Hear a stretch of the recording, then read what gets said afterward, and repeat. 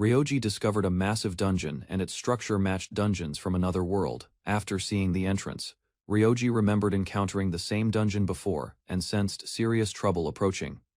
2 weeks earlier, Ryoji had fallen into a mysterious hole and arrived in another world. The kingdom summoned Ryoji as a hero and requested his help against the Demon King. Concerned about his upcoming entrance examinations, Ryoji refused the request and wanted to return home. Princess Daenerys agreed to return Ryoji home, but the kingdom needed enormous magical resources. After hearing the requirement, Ryoji learned gathering enough magic stones could take nearly 50 years. Daenerys suggested defeating the Demon Lord first, since a massive magic stone could shorten the process. Wanting to return home, Ryoji accepted the challenge and began fighting powerful monsters across kingdoms. Months later, Ryoji defeated a gigantic monster and realized constant battles were making him far stronger. After defeating another monster, Ryoji practiced healing magic and recovered his injuries. Daenerys praised Ryoji's progress, while he explained his growth came from careful battles and constant effort. As their journey continued, Ryoji asked whether Daenerys felt safe staying alone inside the castle. Daenerys dismissed his concern, reminding Ryoji that her strength surpassed most enemies threatening the kingdom. Hearing her response, Ryoji felt she enjoyed teasing him, though she continued supporting his training. 1 year later, Ryoji defeated the first dungeon's final boss and celebrated completing a difficult conquest. While reviewing his progress, Ryoji explained that learning magic would help him clear future dungeons. Daenerys reminded Ryoji that his mana would run out despite his impressive growth and achievements. She urged Ryoji to learn potion making instead of relying only on healing.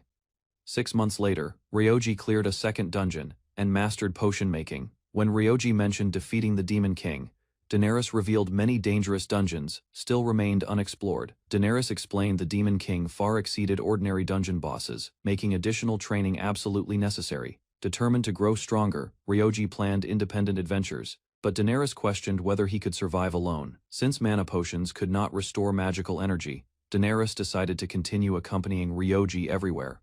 5 years later, Ryoji and Daenerys battled another powerful dungeon monster when a sudden danger appeared.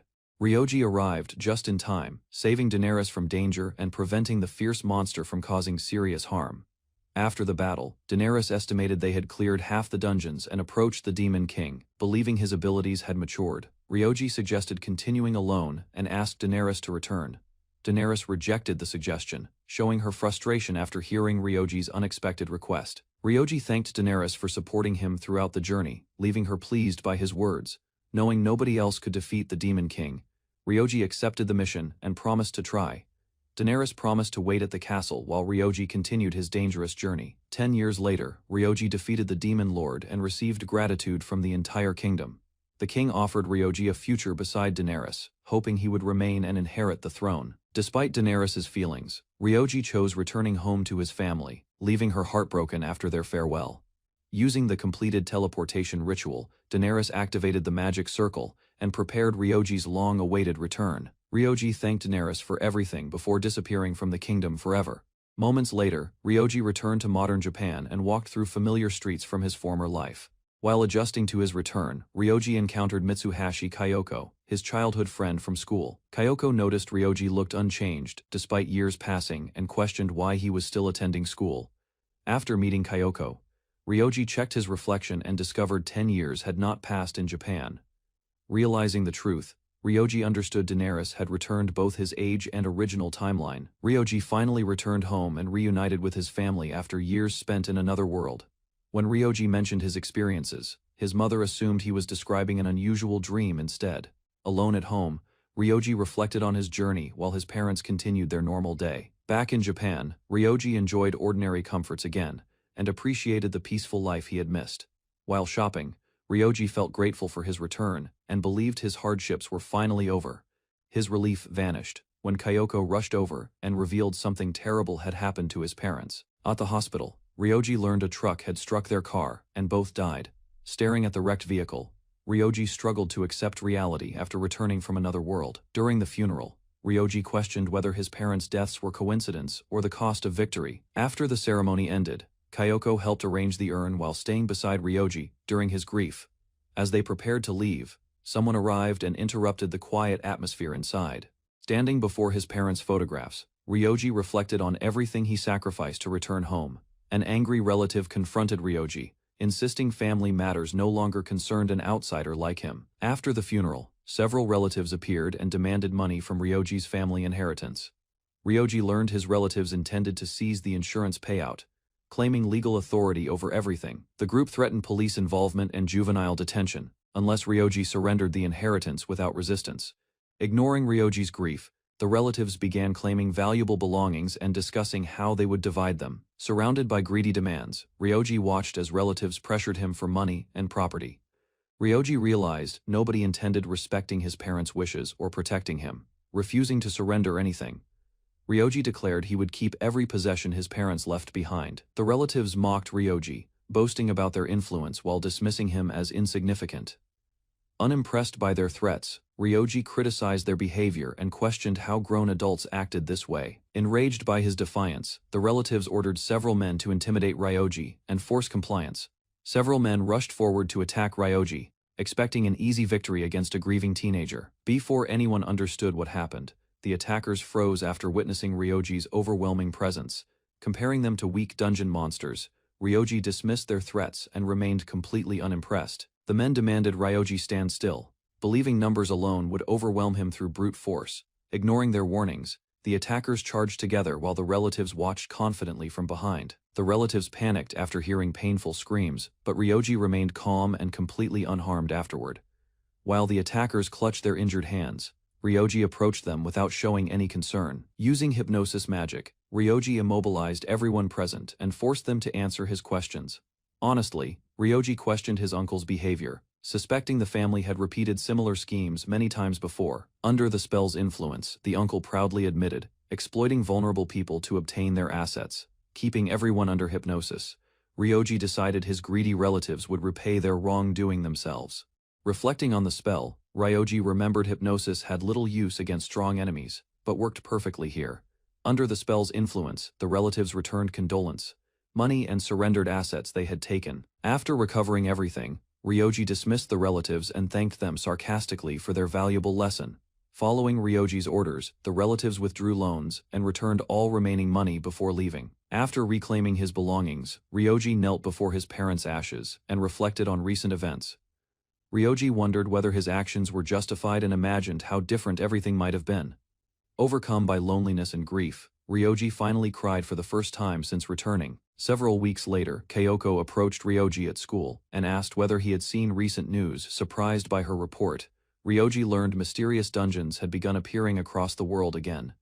While discussing the situation, Kyoko explained that every military force entering dungeons had failed completely. Experts warned civilization could collapse as resources disappeared worldwide, leaving humanity facing an uncertain future. Ryoji learned political disputes were delaying action, even as governments struggled to address the growing crisis. Comparing recent events, Ryoji suspected the resource shortages and dungeon appearances were connected somehow. Determined to uncover the truth, Ryoji decided to investigate the mysterious dungeon personally instead. Using invisibility magic, Ryoji slipped past security and entered the mysterious dungeon without being detected. Inside, Ryoji confirmed the structure matched a dungeon from his previous world and hurried deeper. Recognizing familiar monsters and floors, Ryoji realized this dungeon had already been conquered before. After reviewing the dungeon's layout, Ryoji remembered important details and considered their potential value. Seeing monsters still produced magic stones and ores, Ryoji discovered a possible solution to humanity's resource crisis. Ryoji concluded modern weapons were ineffective because dungeons followed rules originating from his previous world. Remembering the past, Ryoji recalled adventurers gathering resources from dungeons and supporting entire civilizations. Believing others might awaken special abilities, Ryoji stored valuable materials and hoped new adventurers would emerge. After leaving the dungeon, Ryoji prepared to return home, unaware another strange change awaited him. Examining his hand, Ryoji discovered a mysterious level indicator and questioned what the number represented. Ryoji Furuya exited the dungeon and noticed a strange glow spreading across his open hand. As he inspected his palm, Ryoji discovered a mysterious level, the first of March K that never existed before. Remembering his magic, Ryoji cast a dispel spell, but the glowing mark showed no change. After hearing nearby officers discussing an unusual sound, Ryoji quickly activated invisibility to avoid.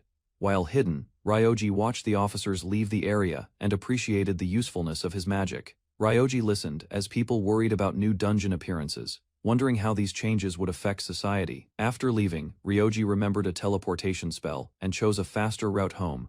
Using teleportation magic, Ryoji instantly arrived inside his house and realized he had returned, remembering he forgot lunch earlier. Ryoji considered going outside again, but lost motivation almost immediately. Later, Ryoji enjoyed a delicious meal after receiving food, feeling relieved that he no needed to leave.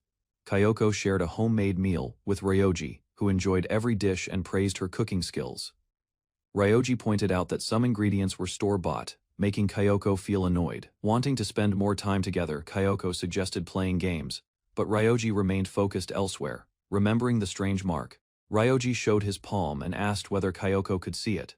Kyoko examined her hands but found nothing, confirming that only Ryoji possessed the mysterious mark. After hearing Ryoji's explanation, Kyoko became unusually flustered and struggled to hide her growing embarrassment. Kyoko left for home, while Ryoji quietly reflected on her strange reaction. Studying the mark again, Ryoji suspected the display was somehow connected to dungeon exploration. Unable to understand the mark's meaning, Ryoji decided to rest and investigate another dungeon tomorrow. The following day, police officers entered a dungeon, relying on shields because modern weapons proved ineffective. A police officer entered the dungeon, believing their large team could handle any threat. Without warning, a giant slime dropped from above and trapped one officer inside its body. The squad surrounded the monster, striking from every direction while avoiding its dangerous attacks. The slime's movement slowed considerably, giving the officers a chance to finish it. The officers destroyed the slime's core, defeated the monster, and began collecting valuable dungeon materials. After the battle ended, the officers confirmed Officer Satu died when the slime crushed him. The team withdrew from the dungeon, while their captain reviewed the collected magic stones. Back at headquarters, another officer reported a mysterious level display that had appeared on his palm. Believing the incident caused severe stress, the captain removed him from duty and ordered rest. Before leaving the office, the officer revealed his hand, displayed level 2 priest, shocking everyone. The officer revealed his status screen, showing level 3 warrior, proving the mysterious displays were real. On the way to school, Kyoko greeted Ryoji and brought up his unusual hand mark. Kyoko explained that adventurer levels and jobs sometimes appeared on dungeon explorers, according to recent reports. Realizing the mark represented an adventurer status, Ryoji wondered why his job information remained hidden. As they arrived at school, Kyoko talked about adventurers' popularity, while Ryoji considered his situation. When Ryoji entered the classroom, he noticed unusual excitement as students gathered around someone. The students crowded around Yokoyama, who had awakened adventurer traits and quickly became the center of attention. After hearing the discussion, Ryoji learned Yokoyama possessed adventurer abilities that impressed many classmates. Yokoyama expressed interest in entering a dungeon, but school regulations prevented students from participating. Soon, someone from the police department requested a meeting with Yokoyama, surprising the entire class. While class began normally, Yokoyama left with police officers, and Ryoji activated a listening spell. Using clairvoyance from the restroom, Ryoji observed the meeting without anyone noticing his actions. The officer explained that adventurer traits appeared worldwide, then asked Yokoyama about his level and job. Yokoyama revealed he was a level 6 thief, earning praise because few adventurers had reached. The officer showed Yokoyama an item called a scouter and asked whether he recognized it. The officer explained that status displays remained private, but rare scouters could reveal another person's level. Hearing about the device, Ryoji became interested and wished he could obtain a scouter. Yokoyama admitted he never entered a dungeon and possessed no adventurer trait. The officer advised Yokoyama to contact authorities if his trait awakened later, listening from afar. Ryoji realized status displays could be faked since only owners could see them. Ryoji learned that people without adventurer traits faced strict restrictions, making dungeon entry difficult and heavily regulated. Near the entrance, Kunimi and his friend discussed the rules while preparing to challenge the dungeon. After submitting the required documents, Kunimi received official permission and gained access to the dungeon. Inside, Kunimi checked his hand for a status display, but discovered no adventurer trait appeared. Kunimi encouraged his friend and relied on adventurer guide videos for preparation. Following the walkthrough guide, Kunimi and his friend explored the dungeon while discussing adventurer-created notes. When the layout differed from the guide, Kunimi felt uneasy but continued forward without alarming his friend. A slime appeared ahead, forcing both boys to abandon their original exploration plans. Kunimi led the retreat and attempted to lure the pursuing slime into a narrow dead-end passage. Their situation worsened when another slime appeared deeper inside, revealing the walkthrough information was outdated. Far from the dungeon, a creator celebrated massive view counts as his fake walkthrough video spread, discussing the unexpected success. He learned many viewers were unemployed, workers searching for new opportunities. Meanwhile, trapped inside the dungeon, Kunimi realized facing two slimes at once exceeded his expectations. Determined to protect his friend, Kunimi ordered him to escape while he distracted the approaching monsters. Gathering his courage, Kunimi charged forward and struck a slime with all his remaining strength. Cornered by the slimes, Kunimi grabbed a broken object as a weapon and prepared for a fight. Before he could escape, a slime struck his leg, leaving him injured and fearing death. Seeing Kunimi, his friend charged forward and attacked the slime despite overwhelming fear. Ignoring Kunimi's pleas to flee, the older man stood his ground and continued protecting him. Thinking about his family, he refused to abandon Kunimi and fought to keep him alive. As the slime closed in, Kunimi watched while his friend became trapped during the struggle. Facing possible death, Kunimi remembered meeting the president years earlier when he lacked direction and support. Back then, many people doubted him because of his past. But the president treated him fairly. The president's kindness convinced Kunimi that people deserved second chances, changing the course of his life. Remembering that moment, Kunimi recalled rejecting criminal opportunities and choosing an honest path instead. Years earlier, Kunimi rejected a criminal group's demands and insisted on leaving his troubled past behind. The confrontation turned violent when the criminals attacked him after he refused to cooperate with them. During the struggle, a truck caught fire, leaving Kunimi injured and ending his former life. While recovering in the hospital, Kunimi worried about the losses, but the president visited him. The president valued Kunimi's life above money, convincing him that genuine kindness still existed. Believing death was near, Kunimi regretted his mistakes and prayed for the president's survival. Through tears, Kunimi begged for a miracle, hoping someone could save the man who changed his life. At that critical moment, a powerful force blasted the slimes away and shocked everyone. Ryoji arrived wearing a mask, relieved he reached the scene before the situation became irreversible. Using healing magic, Ryoji treated their injuries and assured Kunimi that both victims would survive. After confirming the president's condition, Ryoji dismissed the praise and claimed his arrival was coincidence. When Kunimi asked for his name, Ryoji refused and chose to keep his identity secret. Before leaving, Ryoji explained the dungeon's slime mechanics and shared advice for handling future encounters. Watching the masked stranger depart, Kunimi wondered who possessed power far beyond trained adventurers. Ryoji learned that scouters were rare monster drops capable of revealing another person's level and class. Because the government purchased every discovered scouter for enormous sums, obtaining one became extremely difficult. After getting a scouter himself, Ryoji tested it and discovered his battle power appeared low. While examining the device, Ryoji encountered Kyoko and worried she might recognize the scouter, mistaking it for cosplay equipment. Kyoko admired the device while Ryoji avoided explaining its true purpose. While admiring the headset, Kyoko revealed a level 1 warrior street Atis, displayed on her palm. Using the scouter, Ryoji confirmed the status was real and stared at the unexpected discovery. Shocked, Ryoji wondered how Kyoko possessed an adventurer trait without entering any dungeon. Remembering countless tragedies from another world, Ryoji worried Kyoko might rush into danger without proper guidance. To discourage her curiosity, Ryoji claimed the scouter was a rare item unavailable for purchase. While studying with Kyoko, Ryoji decided worrying about her trait could wait until circumstances changed. When Kyoko asked about his improved grades, Ryoji claimed he simply studied harder than before. Unable to think of another excuse, Ryoji jokingly admitted he trained in another world and became smarter. Kyoko misunderstood completely and asked which cram school he attended, leaving Ryoji speechless. Still confused, Kyoko expressed interest in joining the same program, while Ryoji abandoned further explanations. In another world, young Ryoji defeated a copper turtle and learned monsters regenerated unless their cores were destroyed. After finding the hidden core, Ryoji listened while his companion explained the monster's weakness. Although the battle proved difficult, Ryoji continued attacking the shell before regeneration could begin. Noticing his struggle, the woman offered assistance, but Ryoji refused because he wanted to improve alone. When the turtle regenerated and launched a counterattack, Ryoji unleashed thunder magic and defeated it. Princess Iris enjoyed a warm tea break inside the dungeon, while Ryoji defeated the copper turtle. After the victory, Ryoji sensed his body becoming lighter and noticed unusual changes within himself. Returning from battle, Ryoji questioned the tea set's presence as Iris invited him to sit. Iris confirmed Ryoji's level increased after the fight and asked about levels on Earth. Listening to Iris's explanation, Ryoji finally understood the strange sensation he had overlooked before. While discussing level-ups, Ryoji regretted missing previous gains, and Iris assured him memories remained accessible. Iris explained that increased intelligence strengthened memory retention, allowing experiences and knowledge to remain clear.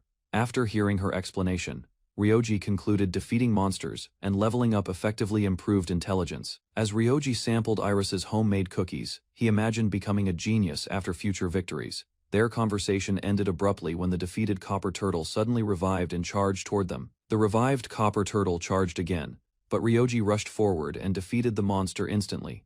Seeing the shattered remains, Ryoji realized his increased stats had boosted his strength beyond expectations. Nearby, Iris stared at the ruined sweets table, saddened after the sudden attack destroyed everything.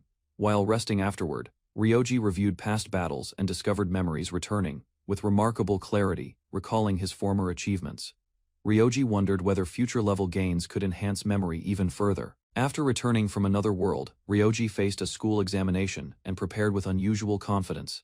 Using knowledge enhanced through countless level-ups, Ryoji solved difficult questions with surprising ease. When the results arrived, Ryoji earned first place across every subject and amazed classmates. His outstanding score attracted attention from teachers, who requested a discussion about his future.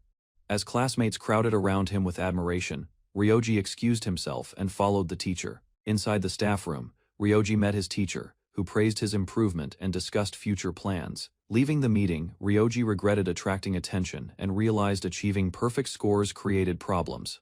While walking through the hallway, Ryoji decided future exams required average results to avoid suspicion. Later, Ryoji finished explaining his incredible past, and a classmate listened with great interest. Although she accepted his advice during studies, Ryoji doubted anyone would believe his story. While studying together, Ryoji and his classmate shared snacks before discussing levels and adventurer abilities.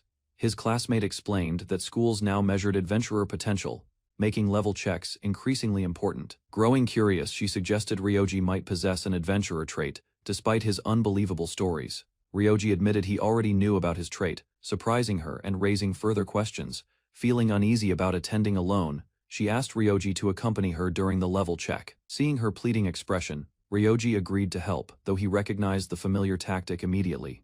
His classmate celebrated after receiving approval, while Ryoji accepted the request despite brief hesitation. After parting for the day, Ryoji reflected on the upcoming level check with curiosity.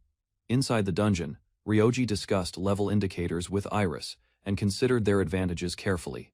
Iris explained that hidden levels encourage deception among nobles, leaving Ryoji puzzled by their motives.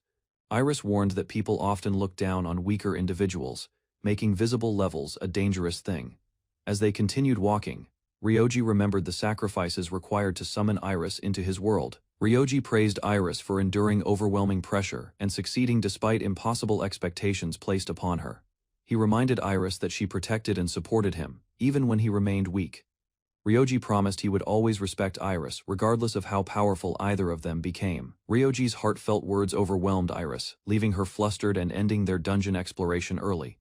Back home, Ryoji reflected on visible levels and realized weaker adventurers often faced unfair treatment. Remembering the upcoming level check, Ryoji developed a bad feeling about possible complications ahead. Elsewhere, government officials gathered for an emergency meeting regarding rapidly expanding dungeon activities worldwide. Their discussion revealed several nations were accelerating dungeon exploration, signaling major changes approaching soon. Facing resource shortages, government leaders declared dungeon exploration essential and prioritized expanding the national adventurer force. Officials noted their nation possessed many dungeons and unusually high adventurer talent compared with others. To discover capable candidates early, authorities introduced level assessments for middle school students nationwide. Believing future prosperity depended on these policies, leaders approved plans for specialized adventurer education. On assessment day, Ryoji and his classmate arrived together and found enormous crowds waiting. While waiting in line, Ryoji and Mitsuhashi discussed dungeon profits as nearby participants argued loudly. Another student rejected his disappointing result and demanded another inspection, frustrating the exhausted staff. After hearing the outcome, Ryoji learned the student possessed no adventurer trait whatsoever. As Mitsuhashi's turn arrived, Ryoji noticed the examiners appeared completely drained from constant complaints. The assessment revealed Mitsuhashi possessed a rare warrior trait, drawing excitement from everyone present. After Mitsuhashi finished successfully, the examiners called Ryoji forward for his long-awaited assessment. When the device scanned him, Ryoji's status displayed only level 1, confusing everyone nearby. The examiner reported no visible level result, prompting Ryoji to request another careful inspection. Mitsuhashi tried calming Ryoji, believing the result meant he lacked an adventurer trait entirely. A staff member discovered Ryoji actually possessed a level 1 warrior trait, creating concern. The examiner warned Ryoji that adventurers without proper roles usually died during early dungeon expeditions. He explained that balanced parties required different jobs, each providing unique skills and combat advantages. Growing frustrated, the examiner declared that people without jobs contributed nothing useful to parties. Ryoji insisted the assessment was mistaken, and claimed he actually possessed a legitimate adventurer job. When Ryoji mentioned clearing dungeons alone, the examiner dismissed his claim and became irritated. Ryoji bluntly revealed his extraordinary achievements, but the examiner dismissed them as impossible exaggerations. As curious students gathered nearby, Mitsuhashi warned Ryoji that his explanations sounded increasingly unbelievable. After hearing specific dungeon details, the examiner apologized and admitted his earlier assumptions were mistaken.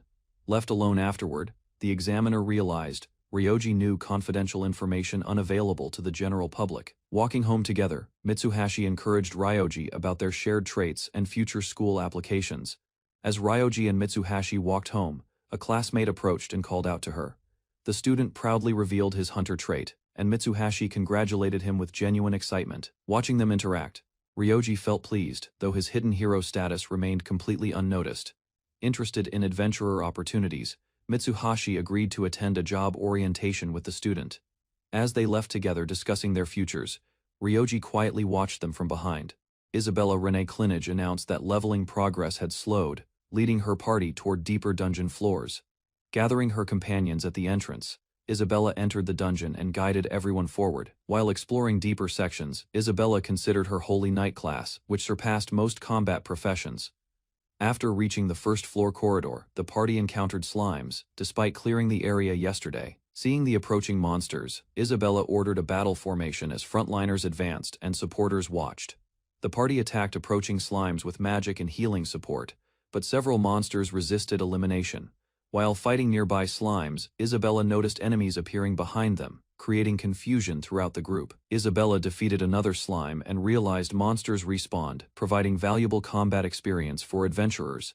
The adventurers compared dungeon mechanics to games, though Isabella reminded them injuries remained real. After securing the area, Isabella led everyone downward toward the second floor, remaining alert for goblins. A goblin suddenly appeared behind the young witch, catching her attention before the creature attacked. Startled by the ambush, she screamed and cast Fireball, driving the goblin away from her. Isabella praised her victory against the goblin and offered potions to support future battles. After receiving instructions, Isabella prepared to guard the rear while everyone approached the second floor. A massive goblin horde emerged unexpectedly, forcing Isabella and the party to defend Countess Avril. The party watched Isabella defeat goblins effortlessly, realizing the Countess possessed strength far beyond expectations. Meanwhile, the young healer felt discouraged, believing she contributed less than Isabella during battles. Determined to help, several guards rushed forward, volunteering to eliminate goblins threatening the rear. After the battle ended, the healer finally used recovery magic, restoring exhausted guards and adventurers. Leveling up during combat, Isabella learned healing and immediately assisted injured companions recovering from battle. After returning safely, Isabella presented the expedition results, revealing large amounts of materials and loot. Calculating the rewards, Isabella estimated substantial profits and promised an equal distribution among members. Before celebrations continued, Duke Grobner arrived unexpectedly and criticized Isabella's appearance in front of everyone. The Duke questioned her authority over the dungeon and pressured Isabella regarding her family's position, smiling confidently. Duke Grobner demanded half the dungeon profits, shocking Isabella and her companions. Refusing the demand, Isabella offered only her own share and protected rewards earned by companions. Isabella argued that dungeons caused countless deaths and required responsible management, rather than private exploitation. Remaining respectful, Isabella explained such dangers could not be solved through levels alone or strength. Duke Grobner dismissed her argument, insisting no adventurer could conquer the deepest floors alone. Hearing Isabella's reasoning, the Duke quietly reconsidered his plans and evaluated future dungeon opportunities. After rejecting the Duke's proposal, Isabella watched him leave while frustration continued building within. Standing silently in the rain, Isabella wondered whether her future would remain restricted forever. Meanwhile, in Tokyo, Ryoji suddenly began sneezing repeatedly and questioned the strange condition affecting him. Remembering his increased level, Ryoji suspected illness and considered whether carelessness had caused problems. To remove any possible ailments, Ryoji cast healing on himself and quickly felt better. After healing himself, Ryoji used teleportation and invisibility before heading toward the Ueno Park dungeon, moving through hidden passages. Ryoji confirmed the dungeon matched the Demon Lord's former stronghold. Recalling past battles, Ryoji remembered the Demon Lord waiting beneath floor 1000's depths. Descending carefully, Ryoji used detection and searched for familiar enemies, hidden somewhere below. Reaching the chamber, Ryoji discovered a gigantic black dragon instead of the expected Demon Lord. The black dragon attacked with surprising speed, forcing Ryoji to evade while drawing Godslayer. After a precise strike, Ryoji severed the dragon's tail and observed its sudden instability. Losing its tail disrupted balance completely, preventing the dragon from maintaining stable flight anymore. Ryoji launched ice arrows repeatedly, yet the dragon endured the attacks with overwhelming durability. Before Ryoji could advance further, another blazing projectile appeared and exploded directly nearby. The dragon's explosion struck nearby, leaving Ryoji exhausted, while the monster prepared another attack, opening its jaws. The black dragon cast Meteor, summoning a massive projectile toward Ryoji. Exploiting the attack's opening, Ryoji counterattacked and defeated the dragon before Meteor could land. After the victory, Ryoji gained 12 levels instantly, but noticed his displayed level remained unchanged. Examining the enormous corpse and treasure, Ryoji regretted lacking a method to transport everything. Searching the chamber carefully, Ryoji finally discovered the dungeon core, hidden among countless treasures. Inspecting the core, Ryoji remembered its ability to grant instant travel between dungeon floors. Delighted by the discovery, Ryoji realized gathering materials and training would become significantly easier. Ryoji wondered whether this dungeon core could also connect different dungeons beyond its territory. Unable to carry everything, Ryoji collected valuable items first and postponed handling remaining treasure. After collecting the treasure, Ryoji discovered his item box still had space remaining unexpectedly. Satisfied with his strength, Ryoji decided to begin a plan supporting his peaceful lifestyle. Returning home late, Ryoji rested briefly while thinking about becoming a successful adventurer influencer. The next morning, Ryoji met Kyoko, who shared recent news about Japan's growing dungeons. Curious about her appearance, Ryoji noticed Kyoko's hairstyle had changed since their last meeting. Walking to school, Ryoji dismissed rumors about monsters escaping dungeons and causing widespread civilian casualties. Although convinced by Ryoji's explanation, Kyoko still worried about humanity facing future monster threats. Kyoko shared an article describing an ancient civilization destroyed after dungeons and monsters suddenly appeared. Soon afterward, Kiki joined them on the way to school and greeted both friends warmly. Observing Kiki closely, Ryoji remembered seeing him before and recalled his status as a hunter. Kiki complimented Kyoko's new hairstyle, making her happy before they continued toward school together. As they walked away together, Ryoji felt strangely unsettled and questioned the unfamiliar emotion. Watching Kyoko and Kai together, Ryoji wondered whether he had developed feelings for Kyoko. After observing them longer, Ryoji compared his discomfort to a father meeting his daughter's boyfriend. Realizing Kyoko felt like family, Ryoji finally understood his emotions and felt immediate relief. Later at school, classmates discussed recent fake dungeon walkthrough incidents that fooled many people. Hearing the reports, Ryoji questioned why people continued believing dangerous misinformation about dungeon exploration during class. Ryoji learned many students were watching popular dungeon walkthrough videos online recently. After hearing the discussion, Ryoji left for the restroom while Kyoko remained inside the classroom. Thinking carefully, Ryoji recalled watching several videos and discovered every supposed dungeon guide was fake. Suspicious of the situation, Ryoji decided to check his item box for possible clues. Activating the item box unexpectedly, Ryoji found himself facing another version of himself inside. Inside the restroom, Ryoji discovered a substitute doll resembling himself and capable of independent actions. Testing its abilities, Ryoji learned the substitute could replace him temporarily without attracting suspicion. After giving instructions, Ryoji sent the substitute back to class while preparing another task. Returning home later, Ryoji finalized travel arrangements and completed several important preparations online. Before departing, Ryoji remembered his parents and promised to use their savings responsibly. Just before leaving, Ryoji remembered an important task and checked whether he had forgotten anything. Using teleportation, Ryoji arrived at Haneda Airport and concealed himself with invisibility before entering. Inside the airport, Ryoji noticed another traveler nearby and assumed nobody else was present. Experiencing airport security for the first time, Ryoji felt nervous while waiting for departure. While heading toward the boarding area, Ryoji reconsidered using money obtained from recent adventures. After boarding successfully, Ryoji found his assigned seat and prepared for the long journey. During the flight, Ryoji admired modern transportation and compared airplanes with magical travel methods. Arriving in Katsurahama, Ryoji felt satisfied because future visits would require only teleportation. Following the crowd, Ryoji reached the dungeon entrance where visitors waited patiently outside. Observing the gathering, Ryoji realized many people trusted online guides and explored dangerous dungeons. After entering the dungeon alone, Ryoji confirmed its layout matched the one from another world. Using his item box, Ryoji retrieved a custom drone golem equipped with a camera. Remembering Isabella, Ryoji reflected on magical engineering skills learned during his previous adventures.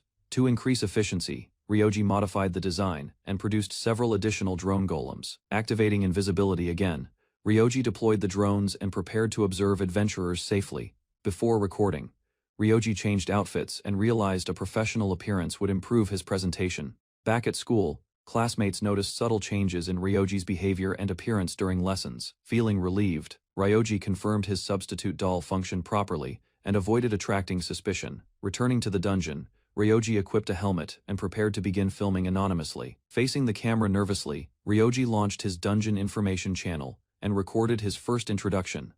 Nervous before filming, Ryoji introduced his channel and announced plans to explore Katsurahama Dungeon. Struggling with anxiety, Ryoji postponed detailed strategy explanations and focused on completing the introduction. After many failed attempts, Ryoji finally recorded a usable opening and prepared the upload. While filming nearby, Ryoji noticed adventurers watching him and felt embarrassed by the attention. Beginning the exploration, Ryoji reached the first floor entrance where adventurers battled slimes nearby. While recording, Ryoji warned viewers that dungeons remain dangerous, despite their valuable rewards and opportunities. Growing more comfortable on camera, Ryoji explained important routes and dangers throughout the floor. Reaching a side room, Ryoji discovered a treasure chest and demonstrated basic dungeon exploration. Opening the chest, Ryoji found a potion and shared information about treasure chest respawns. After triggering a trap accidentally, Ryoji quickly recovered and continued presenting useful dungeon advice. Finishing the first floor guide, Ryoji warned viewers about stairs leading toward the second floor. While introducing the next area, Ryoji explained goblins replaced slimes as the primary threat. After stumbling again, Ryoji laughed awkwardly and continued filming despite another embarrassing mistake. Suddenly, a frightened woman ran toward Ryoji while several goblins chased closely behind her. Reacting immediately, Ryoji cast 2 fireballs and eliminated the pursuing goblins before harm occurred. After saving the woman, Ryoji learned her friend had been captured and taken deeper underground. Using detection immediately, Ryoji located the captive's position and agreed to provide assistance. Following Ryoji through the corridors, the woman struggled to keep pace with his speed. They reached the location quickly, where several goblins surrounded a prisoner and demanded help. Upon seeing the captive, Ryoji discovered the woman's friend was actually an elderly man. Seeing the pair together, Ryoji imagined Kyoko and Kei adventuring together, disrupting his concentration. The misfired fireball exploded with tremendous force, shaking the corridor and startling the rescued woman. Checking the aftermath quickly, Ryoji confirmed nobody was injured despite the unexpected magical accident. Afterward, the rescued man thanked Ryoji and asked about the unusually destructive spell used. Although grateful for rescue, the man felt Ryoji's overwhelming attack had been somewhat excessive. The rescued man questioned Ryoji's actions, but Ryoji explained the dungeon remained dangerously unstable. Soon afterward, the rescued woman returned and received a stern lecture about dungeon safety. Watching them leave together, Ryoji suspected the pair might continue causing trouble in future. Recalling Isabella's words, Ryoji concluded adventurers must accept responsibility for their own decisions. After leaving the dungeon, Ryoji returned home and planned another exploration for the following day. Reviewing his schedule, Ryoji calculated he could gradually explore every major dungeon across Japan. While planning future content, Ryoji realized editing videos would require far more effort. At home, Ryoji watched his favorite creator and searched for ideas to improve videos. The following day, Ryoji skipped lunch until Yamada approached and asked about his plans. Yamada generously shared homemade food, allowing Ryoji to enjoy lunch with a classmate. After sharing lunch, Yamada declared their friendship, leaving Ryoji unexpectedly touched by the gesture. Later, Ryoji sensed trouble and remembered the frightened woman he encountered inside the dungeon. Meanwhile, the woman called for help again as goblins cornered her near the shoreline. As goblins approached excitedly, the terrified woman struggled desperately while her companion watched helplessly. After freezing the goblins, Ryoji instructed the pair to return safely toward the first floor. The relieved woman and elderly man thanked Ryoji repeatedly while waiting to be untied. Once freed, the pair embraced happily and expressed gratitude toward the mysterious masked adventurer. Feeling responsible, Ryoji reminded them their lack of preparation nearly caused another dangerous incident. Hearing their explanation about misleading videos, Ryoji realized his channel could genuinely help adventurers. Ryoji Furuya returned to Japan, where Proto awakened him and attached a mysterious weight reduction device. While testing the device, Ryoji became light and lost balance, crashing directly into Proto. Proto explained the misunderstanding and reminded Ryoji that the promised device had always belonged to him. When Proto prepared to disable the effect, Ryoji stopped him after hearing the serious warning. Proto revealed a dungeon had appeared nearby, connecting Ryoji's current world with his former one. Ryoji explained that correcting dungeon information was necessary because false routes could cause civilization's decline. Proto offered assistance inside the dungeon, but Ryoji instead assigned him responsibility for editing. Proto questioned his usefulness outside exploration, while Ryoji explained shallow dungeon layers posed little danger. Ryoji refused to bring Proto along because revealing a golem's existence would attract unwanted attention. Despite Proto's disappointed reaction, Ryoji remained firm, fearing destruction or exposure would bring regret. Ryoji taught Proto video editing basics and provided a reference file for future editing work. Proto compared computers to specialized golems while Ryoji explained their operation through internet knowledge. Ryoji introduced the mouse and keyboard, helping Proto understand the computer's essential control tools. After Proto accepted access permissions, Ryoji urgently warned him against opening a certain folder. Proto later questioned the password, and Ryoji explained he had transferred data into the computer. Proto deleted the forbidden folder, causing Ryoji embarrassment after realizing his private anime collection vanished. Ryoji instructed Proto to continue learning video editing while he prepared for dungeon filming. Proto mentioned Ryoji's family, prompting him to pause and reflect on people he missed. Although Ryoji confirmed meeting them before, he asked Proto to avoid discussing family matters. Approaching Ueno Park Dungeon, Ryoji realized its appearance matched dungeons that existed within his former world. Ryoji examined the dungeon base area and decided filming the 14th layer would provide better footage. Reaching the 5th layer, Ryoji encountered numerous mad bees and prepared to finish filming quickly. Using his knowledge, Ryoji targeted the monsters' weaknesses and defeated them without damaging valuable materials. Ryoji unleashed Kamatatachi repeatedly, slicing through the mad bees and severing their joints with precision. After eliminating every threat, Ryoji resumed recording and planned a detailed map explanation video. While exploring the dungeon, Ryoji wondered whether Proto could truly master video editing without guidance.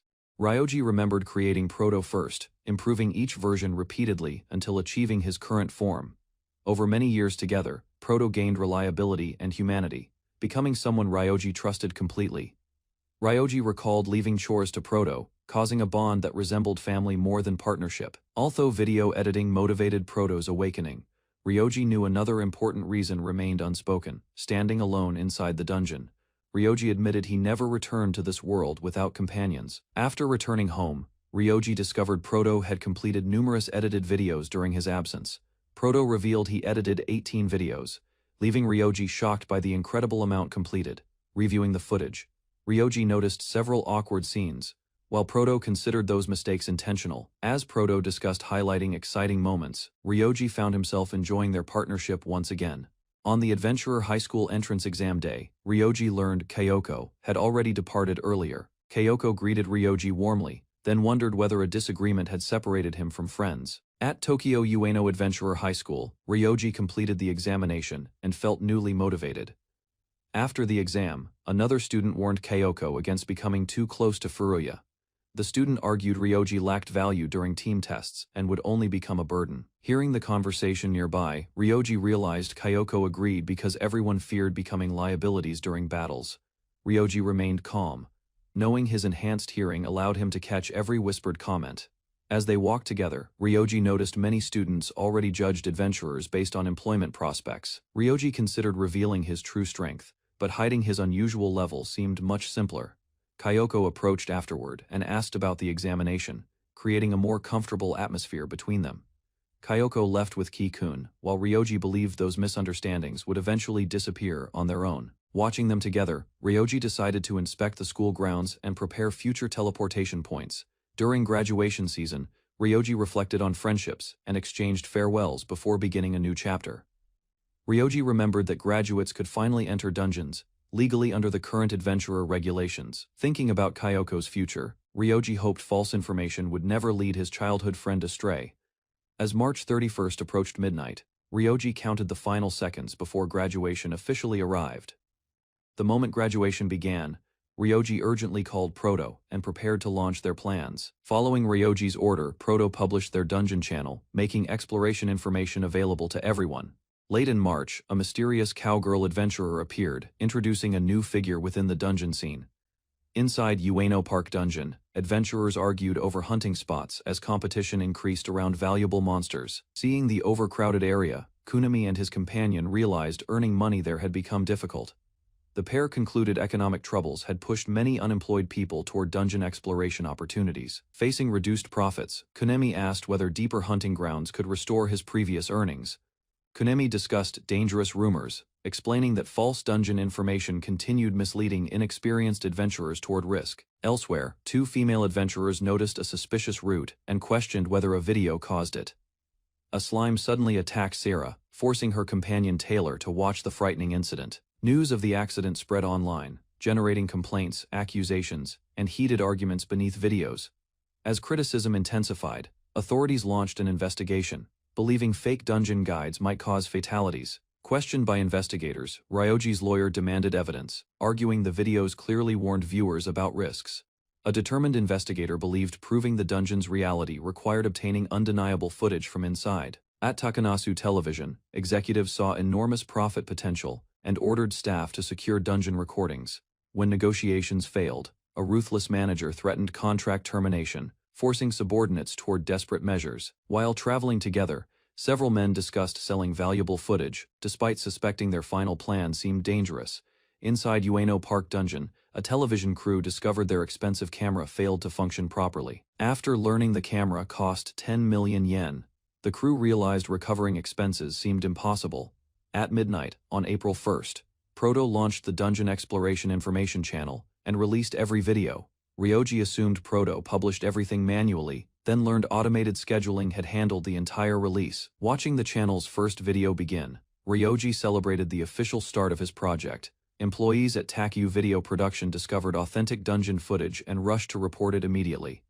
Watching the video, staff questioned its authenticity, while others considered stealing equipment to investigate further. After Yama released the footage, investigators reviewed it carefully and suspected the recording was genuine. Convinced by the detailed map and scenery, viewers began comparing the guide with reality. Across Roppongi, news of the dungeon walkthrough spread rapidly as curious crowds discussed the viral video. As the video spread nationwide, people shared links rapidly while emergency broadcasts reported communication disruptions. Checking the channel statistics, Ryoji watched views and subscribers surge far beyond expectations overnight. Proto proudly claimed credit for the success, while Ryoji jokingly thanked his editing efforts. Excited by the growing numbers, Ryoji repeatedly refreshed the page and monitored every update. The website suddenly slowed down, and Proto concluded overwhelming traffic had overloaded the server. At the White House, officials discovered nationwide communication failures and rushed to assess the growing crisis. Government advisors suspected a foreign cyber attack, prompting urgent discussions about possible enemies and motives. After reviewing new reports, senior officials realized the situation could not be explained easily. Investigators found global attention centered on Ryoji's channel, dominating conversations, emails, and online activity. Examining the channel's statistics, Officials questioned Ryoji's identity and feared serious international consequences. American officials identified the viral Dungeon Exploration Information Channel as the source of worldwide attention. The channel's armored presenter explained slime strategies, convincing viewers the dungeon footage appeared authentic. Seeking expert verification, the president asked Linda Bluestone to evaluate the controversial recording personally. After careful examination, Linda confirmed the footage was genuine and judged the creator highly experienced. Accepting Linda's assessment, government officials requested information about DTJC and its mysterious Japanese owner. Linda proposed exploring Rocky Mountain Dungeon and offered matching footage if given DTJC's camera technology. The president realized Linda changed plans because the video's creator appeared stronger than her. American officials began discussing negotiations, recognizing nations worldwide would soon compete over DTJC's influence. Back in Japan, Ryoji relaxed at home, while arguing with Proto during a racing game. Ryoji then received a call from Kijima-sensei, and arranged a meeting near the station. After receiving a late-night call, Ryoji left home and headed out to discuss future plans. Ryoji arrived at a family restaurant where Kijima-sensei had arranged a private meeting location. When Kijima-sensei finally appeared, Ryoji noticed her unusual haste and growing nervousness immediately. The pair moved toward a quieter table, preparing to discuss matters away from other customers. After apologizing for the sudden meeting, Kijima-sensei ordered drinks and began addressing important business. While ordering drinks, Ryoji noticed Kijima-sensei's efficiency and wondered why she seemed unusually composed. Kijima-sensei revealed the channel gained 300 million subscribers within hours, leaving Ryoji completely stunned. After hearing the unbelievable numbers, Ryoji smiled proudly, while accepting Kijima-sensei's sincere congratulations. Kijima-sensei then questioned the dungeon footage, seeking confirmation before discussing legal and business concerns. Ryoji explained his modified camera required rare materials and exceptional levels, preventing others from copying it. Ryoji explained that dungeon walkthroughs required experience and knowledge, making simple camera ownership insufficient. After considering his explanation, Kijima-sensei concluded Ryoji possessed a significant advantage over competitors. Kijima-sensei revealed monetization approval had arrived, predicting annual revenue could exceed billions through videos. Reading the notification, Ryoji learned platforms offered incentives for exclusive distribution rights agreements. Following Kijima-sensei's advice, Ryoji considered signing an exclusive contract to protect future content. After reviewing the contract, Ryoji learned the annual payment reached 40 million yen surprisingly quickly. Kijima-sensei considered the amount modest and suggested expanding Furuya Kikaku with professional assistance soon. Trusting her judgment, Ryoji delegated legal and accounting matters while focusing on content creation. Kijima-sensei explained those expenses could reduce taxes and help resolve future business complications. Before ending the meeting, Kijima-sensei promised contracts with both companies would be signed tomorrow. Ryoji complimented Kijima-sensei's shirt, accidentally drawing attention to her cat-patterned pajama design underneath. Embarrassed by the misunderstanding, Kijima-sensei explained she rushed out wearing pajamas beneath business clothes. After finishing dinner, Kijima-sensei introduced herself as the company's accounting representative and departed gracefully. Walking away, Kijima-sensei apologized repeatedly, while Ryoji remained confused about her unusual behavior. Realizing her mistake, Kijima-sensei accepted Ryoji's help and followed him toward his nearby home.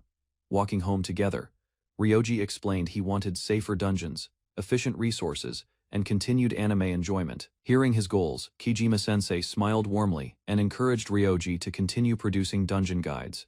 Across the country, countless people awaited reliable dungeon information. Unaware a teenager created everything. Before parting ways, Kijima-sensei promised support whenever Ryoji encountered legal or business difficulties.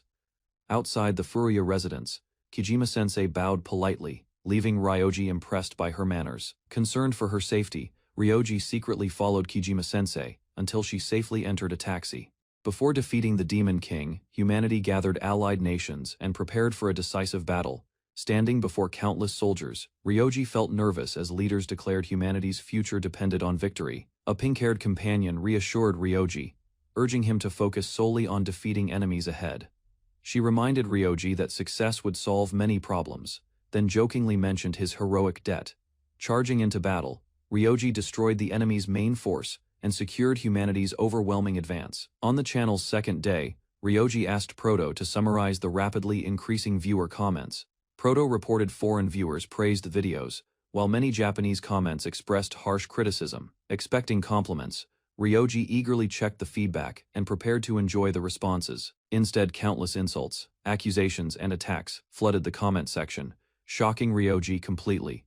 Seeing his disappointment, Proto pointed out supportive messages and encouraged Ryoji to stay positive. Proto advised Ryoji to ignore hateful comments, explaining anonymous insults often came from insignificant people. To encourage him further, Proto displayed a childish character who awkwardly praised Ryoji's efforts. Surprised by Proto's strange method, Ryoji admitted the encouragement worked better than expected. Their conversation reminded Ryoji of similar events from his previous world during difficult times. Ryoji remembered a companion praising his achievements after helping humanity defeat the Demon King's army. Ryoji questioned whether recognition mattered, believing defeating the Demon King should already prove his worth. At a formal gathering, Princess Daenerys publicly praised Ryoji's remarkable contributions during humanity's victory. Some attendees suspected manipulation, arguing the Demon King's army acted strangely and suspiciously throughout. Daenerys fiercely rejected those accusations, insisting Ryoji's extraordinary growth resulted from genuine effort alone. Holding back tears, Daenerys begged everyone not to slander Ryoji, whose life remained endangered. Many nobles remained unconvinced, claiming Daenerys' emotional defense seemed suspicious rather than persuasive. During their return journey, Daenerys stayed silent and distanced herself from everyone around her.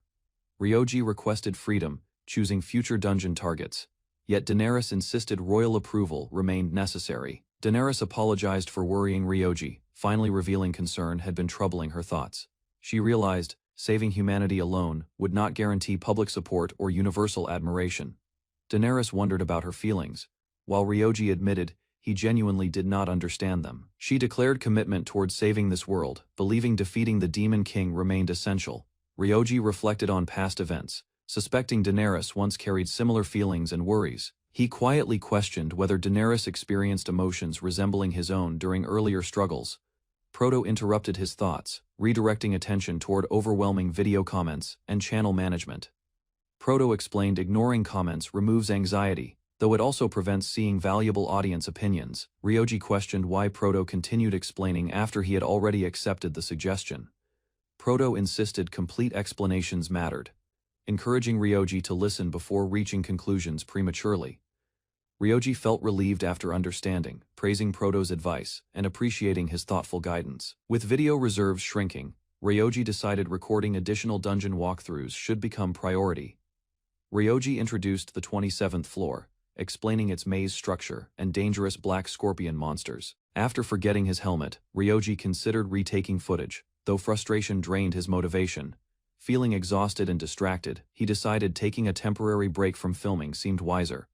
Back home, Ryoji wondered whether Kyoko had watched his rapidly growing dungeon channel. Proto revealed the channel dominated conversations everywhere, becoming a nationwide topic across many platforms. Ryoji considered watching the television special, curious how media would portray dungeon developments across Japan. The broadcast explained resource shortages eased after dungeons appeared, providing valuable materials for society. Reporters described failing industries before dungeon resources emerged, highlighting worsening economic conditions worldwide. The program revealed magical minerals transformed civilization, giving humanity renewed hope through exploration. Proto immediately wanted investment opportunities, while Ryoji focused on contracts instead of speculation. Only adventurers possessing special traits and sufficient levels could safely hunt monsters beyond lower floors. Monster casualties exceeded 10 million worldwide, while firearms and electronics proved useless inside dungeons. Proto noted the television program had not yet reached the channel's actual origin story. The broadcast introduced Professor Shinohara, a renowned expert frequently consulted regarding dungeon phenomena. Professor Shinohara argued civilization's decline remained unavoidable, with dungeon resources merely delaying inevitable collapse. The television special introduced DTJC, praising its unprecedented dungeon footage and detailed walkthrough information. Reporters claimed DTJC possessed maps and monster data never captured before within dungeons. Ryoji reacted with shock because nobody had interviewed him regarding the channel's creation. An armored figure appeared claiming responsibility, explaining he uploaded videos to help humanity survive. Proto mocked the self-proclaimed expert, insisting the man lacked genuine dungeon experience entirely. While the fake interviewer promoted DTJC exclusively, one statement unexpectedly earned Ryoji's agreement. Furious about the impersonation, he rejected any comparison between their distinct helmet designs. Concerned about growing copycats, the young creator consulted Furuya regarding possible legal action to prevent future incidents. Furuya promised a comprehensive investigation and stronger protective measures. Before ending their discussion, she unexpectedly brought up a mysterious piggyback recording. To Ryoji's disbelief, an elderly woman appeared claiming she was DTJC's concerned mother. Soon afterward, supposed relatives and classmates surfaced, each apologizing for the channel's controversies. Hearing those claims, Furuya questioned whether Ryoji recognized any of the alleged acquaintances. Determined to stop further impersonations, she promised a thorough investigation into every suspicious individual. As another precaution, Furuya suggested releasing a statement, warning people about ongoing defamation. With the investigation settled, Ryoji promised he would finish editing and upload today's video. Before leaving, Furuya hesitantly asked whether the newest dungeon walkthrough production progressed smoothly. A warm smile appeared, as she admitted repeatedly watching his videos with genuine excitement. Since adventurer abilities never awakened within her, those recordings offered thrilling experiences through imagination. Grateful for the channel's influence, she explained how even non-adventurers enjoyed dungeon exploration indirectly. Looking directly at Ryoji, Furuya admitted she eagerly awaited his next upload and future adventures. Returning home afterward, he greeted Proto while carrying an unusually cheerful expression across his face. When questioned about his mood, Ryoji explained he planned filming the requested walkthrough immediately. Crowds filled the dungeon entrance today, forcing him to search quieter locations before recording. After scanning deeper sections, he noticed numerous adventurers gathering there and suspected his influence. While searching deeper floors, Ryoji suddenly recognized Kyoko and Ito exploring together inside the dungeon. Activating concealment and detection skills, he quietly observed them without revealing his presence nearby. Confidently, Kaichi reassured Kyoko that preparation through DTJC videos would handle unexpected dangers effectively. A romantic atmosphere formed when Kaichi promised protection, causing Kyoko's expression to soften immediately. From behind a wall, Ryoji witnessed everything unfold and realized the situation seemed troublesome. Later, DTJC released an announcement warning impersonators, while requesting continued support from viewers everywhere. Watching the statement, Ryoji noticed Proto using another questionable performance, though he found it amusing. On the morning of the entrance ceremony, Kyoko unexpectedly appeared outside Ryoji's house. Confused by her visit, he suggested going together, but Kyoko immediately rejected the idea. Instead, she revealed that Kaichi's infidelity had ended their relationship, leaving Ryoji stunned. While riding the train, their attention shifted toward adventurers who attracted constant public interest. A surprising exchange followed when Kyoko discovered Ryoji secretly visited dungeons every day. Noticing his unusual behavior, Kyoko pointed out how differently Ryoji acted compared with other adventurers. After discussing future careers, she tried encouraging him, though Ryoji awkwardly rejected the praise. The conversation softened as Ryoji remarked that Kyoko seemed unchanged despite recent events. Soon afterward, both arrived at Adventurer High School and noticed crowds gathered outside the entrance. Before they could enter, several reporters approached and began asking questions about the school. When reporters asked about their levels, Kyoko confidently introduced herself before turning to Ryoji. To everyone's surprise, he casually revealed his hero class, an extraordinarily high level. Rather than doubting him, the reporter accepted his answer while Kyoko watched in disbelief. Inside the school, students gathered around the class lists to check their assignments. Confusion quickly replaced his calm expression after Ryoji failed to find his name in Class A. Seeing his placement, Ryoji suspected a mistake because his results should have earned top ranking. Meanwhile, Kyoko noticed Kati had been assigned to Class A, which only deepened Ryoji's frustration. After finding her own name in Class B, she accepted the outcome, despite lingering resentment.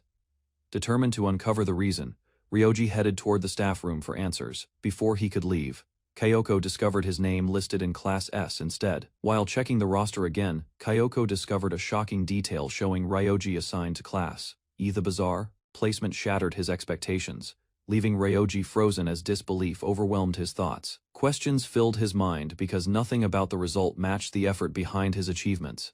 At that moment, memories returned of 10 years spent battling monsters after another world summoned him. Despite defeating the Demon King and surpassing level 1500, Ryoji somehow received the lowest classification. Trying to stay composed, Ryoji joked that Class E might stand for something exceptional rather than failure.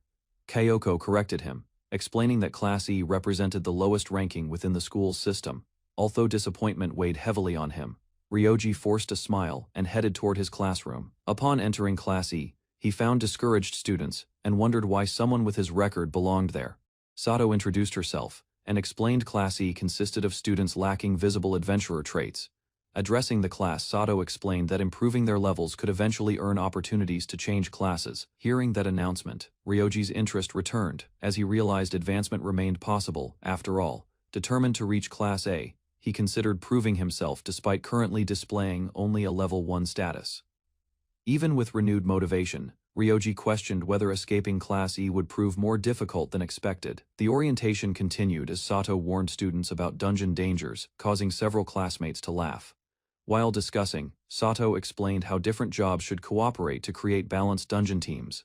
AES classmates considered their future roles. One student approached Ryoji and asked about his profession. Caught off guard by the question, he hesitated briefly before admitting he possessed no job at all. The unexpected answer stunned nearby students, whose expressions shifted from curiosity to complete disbelief.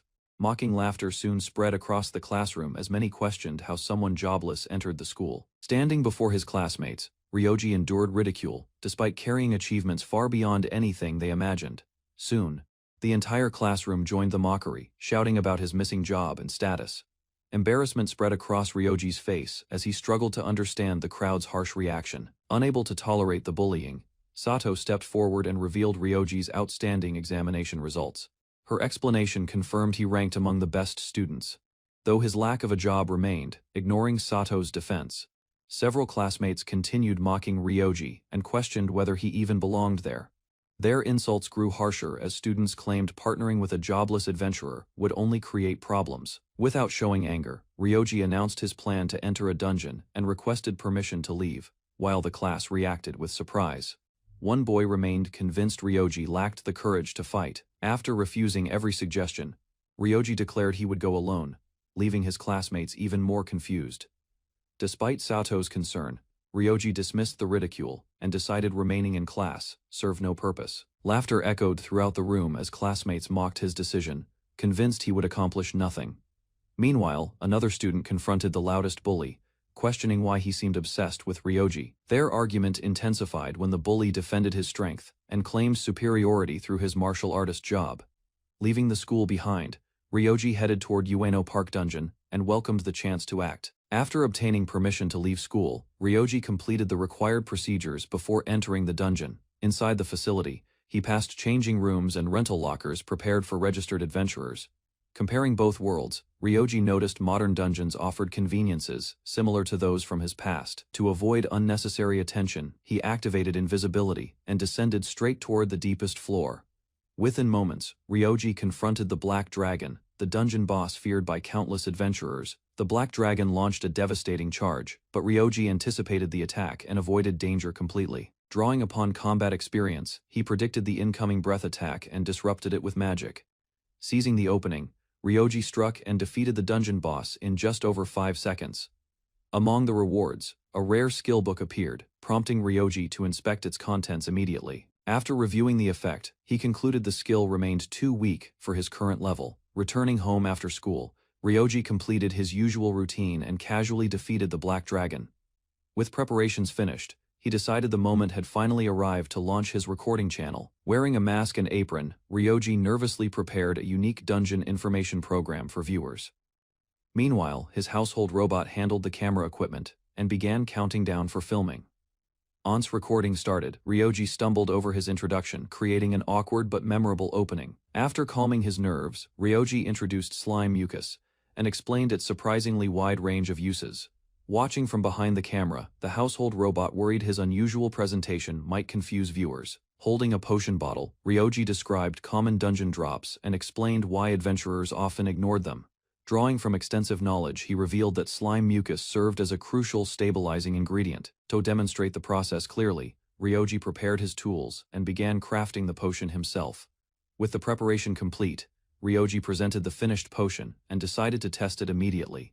After drinking the mixture, he described its effects and claimed his skin already felt smoother. Once filming ended, uncertainty struck Ryoji as he wondered whether the recording looked professional enough.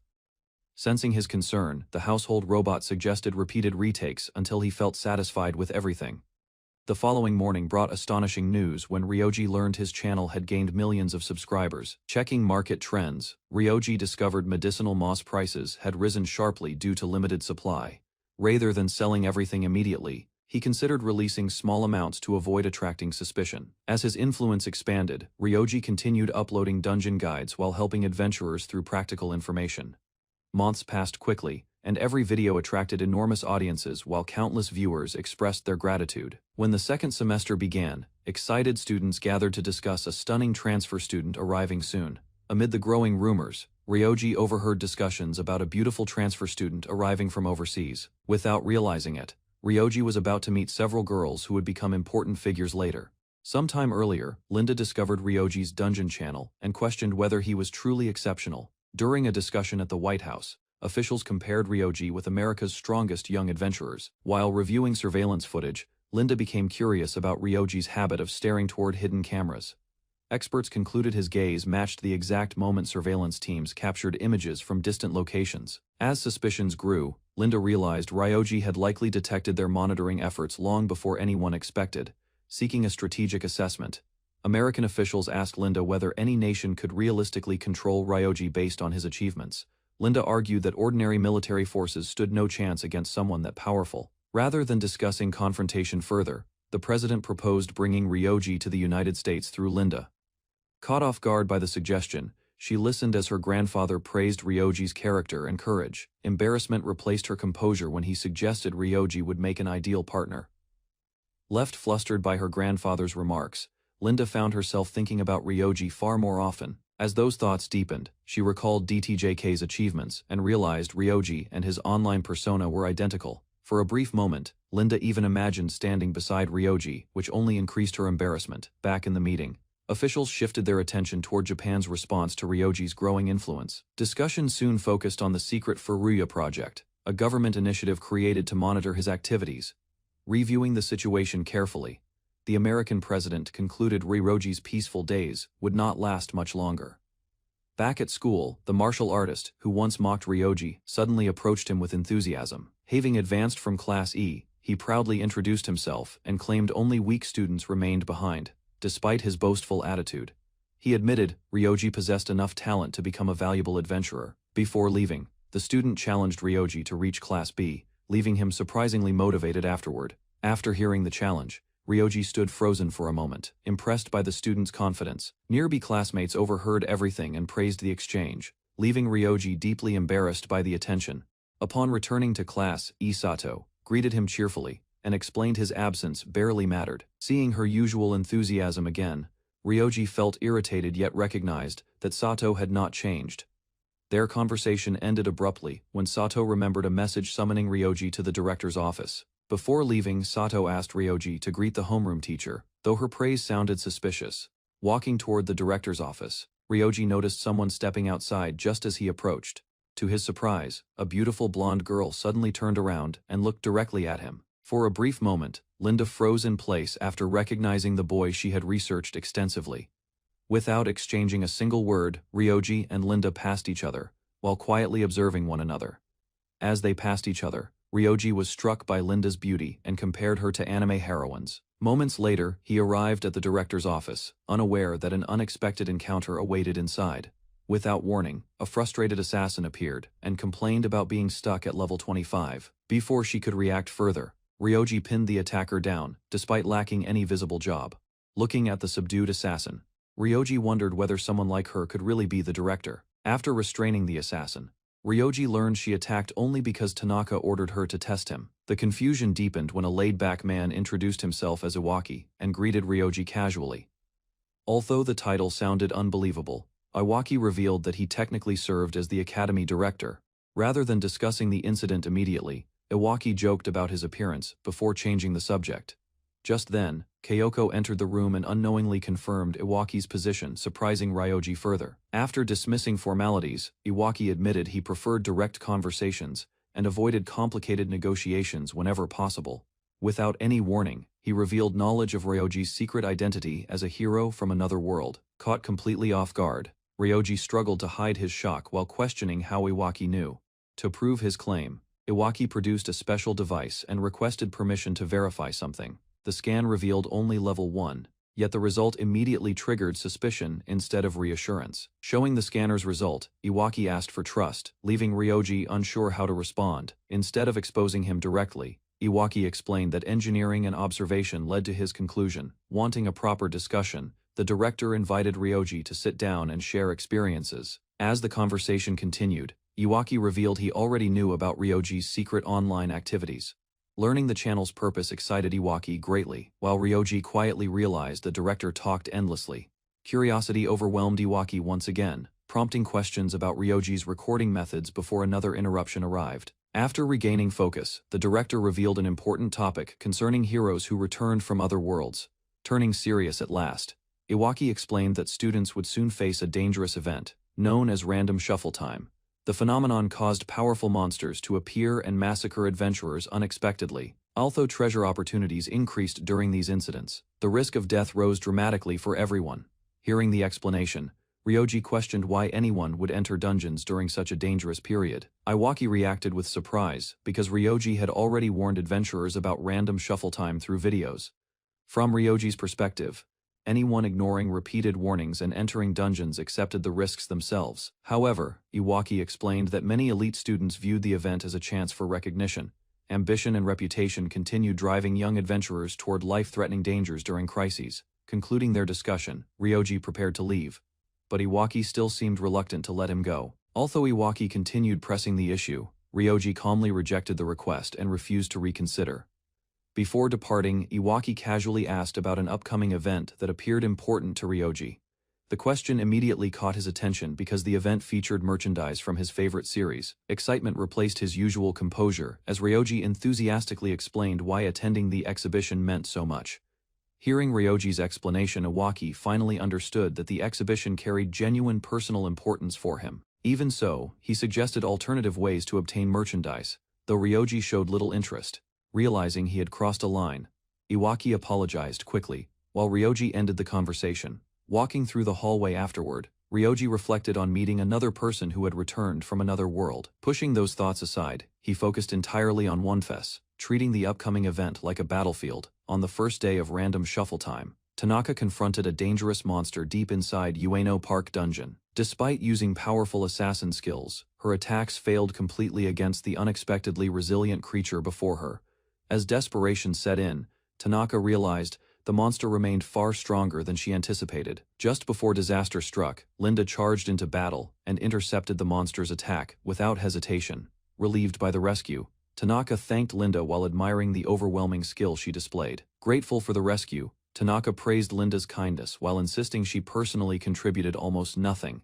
Their conversation ended when Tanaka noticed several students moving deeper inside, despite the dangerous situation.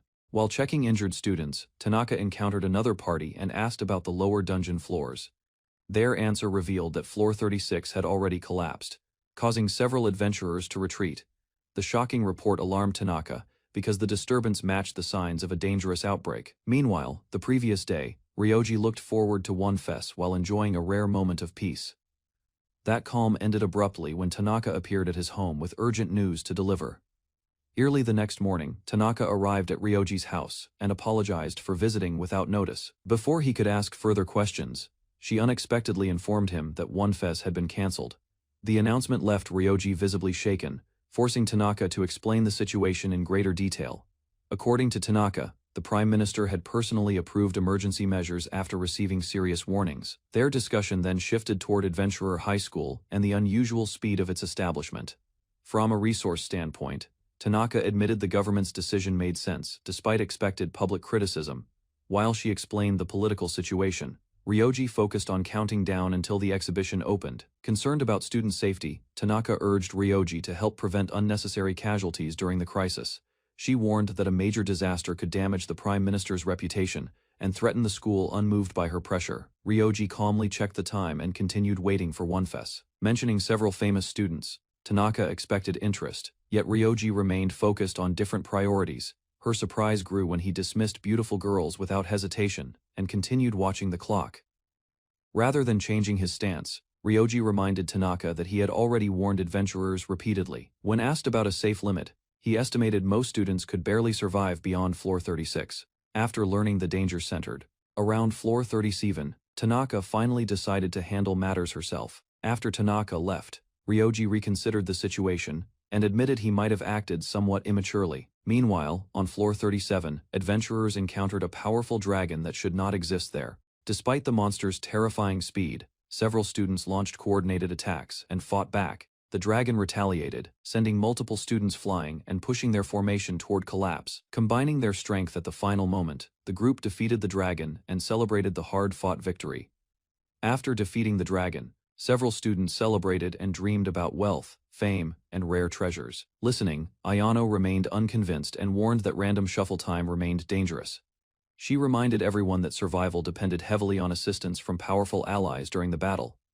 Other students agreed, admitting that Sanzanin's participation increased their chances of victory. Stepping forward, Wu Hanfa explained that she intervened only because the students faced real danger. Wu Hanfa explained that reckless decisions endangered everyone and damaged the reputation of Adventurer High School. Misunderstanding her intentions completely, several students assumed she cared little about their safety. Flustered by their reaction, Wu Hanfa quickly denied the accusation and tried correcting the misunderstanding. Meanwhile, Ayano struggled with the attention as classmates praised her and requested continued protection. Gathering her courage, Ayano finally spoke up and warned everyone that greater dangers still remained ahead.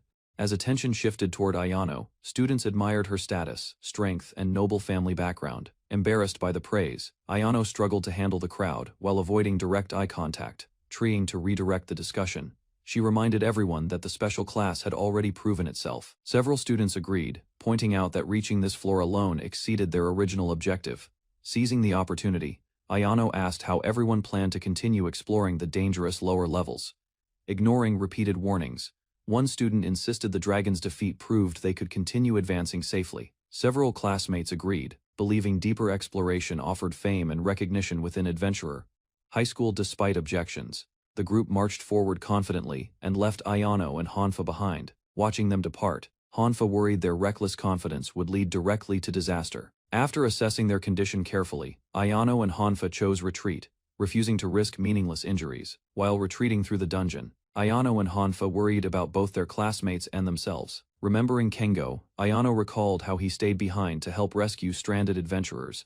Although concerned for everyone, Hanfa insisted their first priority should be ensuring Fangshan returned safely. Ayano remembered her master's teachings, which emphasized protecting vulnerable people, rather than seeking personal glory. Unable to abandon those still in danger, Ayano apologized and decided to turn back alone. Determined not to leave Ayano behind, Hanfa ignored the danger and chose to return with her. Their concern faded briefly when Isabella suddenly appeared, drawing attention from both girls immediately. Introducing herself warmly, the world's strongest adventurer greeted them with a calm and friendly smile. After hearing the situation, Isabella learned several students had already descended toward floor 37 alone. Meanwhile, Tanaka activated her movement skill and rushed through the city toward her destination. Searching frantically through the crowded venue, Tanaka struggled to locate Ryoji before valuable time disappeared. At the same moment, she realized the students faced mortal danger if rescue arrived too late. Meanwhile, Ryoji happily secured a place in line and celebrated reaching his long-awaited destination. His excitement vanished instantly when Tanaka finally found him and called out his name desperately. Without wasting another second, Tanaka begged Ryoji to head toward Ueno Park Dungeon immediately. Faced with an impossible choice, Ryoji hesitated briefly while the exhibition line continued moving forward. Making his decision, he entrusted Tanaka with purchasing the limited figure and securing his place. Although confused by his priorities, Tanaka reluctantly accepted the responsibility and urged him to leave. After explaining everything to Yamada, Ryoji sprinted from the venue and headed toward the dungeon. Elsewhere, Isabella learned the students entered deeper floors alone and immediately rushed after them. Ayano recommends observing secretly because revealing themselves could encourage reckless behavior and place vulnerable students at risk. Isabella rejects stealth completely, insisting that rescuing endangered classmates requires direct action instead of hidden observation. On the 37th floor, the stranded students continue forward while discussing determination, experience, and survival. A terrifying monster appears before the group, causing several students to believe death is unavoidable. Realizing the situation has become critical, Isabella immediately rushes ahead and leads the rescue effort. Meanwhile, Ryoji notices the convention line moving slowly, unaware a deadly crisis unfolds elsewhere. Linda noticed Ryoji at school again, his hidden strength impressed her, lingering constantly in her thoughts. Pushing aside distractions, Linda hurried through the dungeon, determined to reach the 37th floor quickly. On the 36th floor, two special-class adventurers advanced cautiously, searching for a path forward elsewhere. Ryoji learned the special-class members were in danger, and rushed toward the venue. Reaching a restricted entrance, Ryoji ignored the confusion around him and prepared to intervene. Ryoji slipped past the restricted entrance. When staff checked the area, he had already vanished. Inside Ueno Park Dungeon, injured adventurers crowded the floor, desperately waiting for treatment and rescue. Using stealth magic, Ryoji observed the scene. Despite his warnings, many ignored dungeon dangers. He hurried toward the 37th floor, refusing to waste time helping reckless adventurers individually. Noticing their injuries were manageable, Ryoji prepared healing magic before continuing toward his destination. Ryoji cast extra heal across the area, instantly easing pain and closing countless adventurers' wounds. The injured crowd was shocked, while Ken Takeshi criticized them for reckless greed and mistakes. As recovery spread, desperate adventurers surrounded Ken, demanding treatment for their remaining injuries. Ignoring the noise, Ken organized the wounded and continued healing those in critical condition. Trusting Ken to manage the survivors, Ryoji left immediately and resumed his urgent mission. On the 37th floor, adventurers were shocked when a baby dragon suddenly appeared before them. The special monster towered over the group, far stronger than anything expected on that floor. Realizing his guidance caused this situation, their leader blamed himself for bringing everyone there. Determined to protect the others, he prepared to sacrifice himself so the group could escape, refusing to abandon their companion.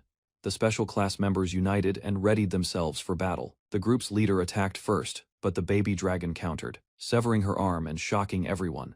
Standing before the monster, she realized the baby dragon possessed overwhelming strength far beyond their expectations. Believing escape was impossible, she accepted death and faced the dragon while protecting her companions. Ayano Zenin arrived and unleashed Iceberg, freezing the baby dragon before it could strike again.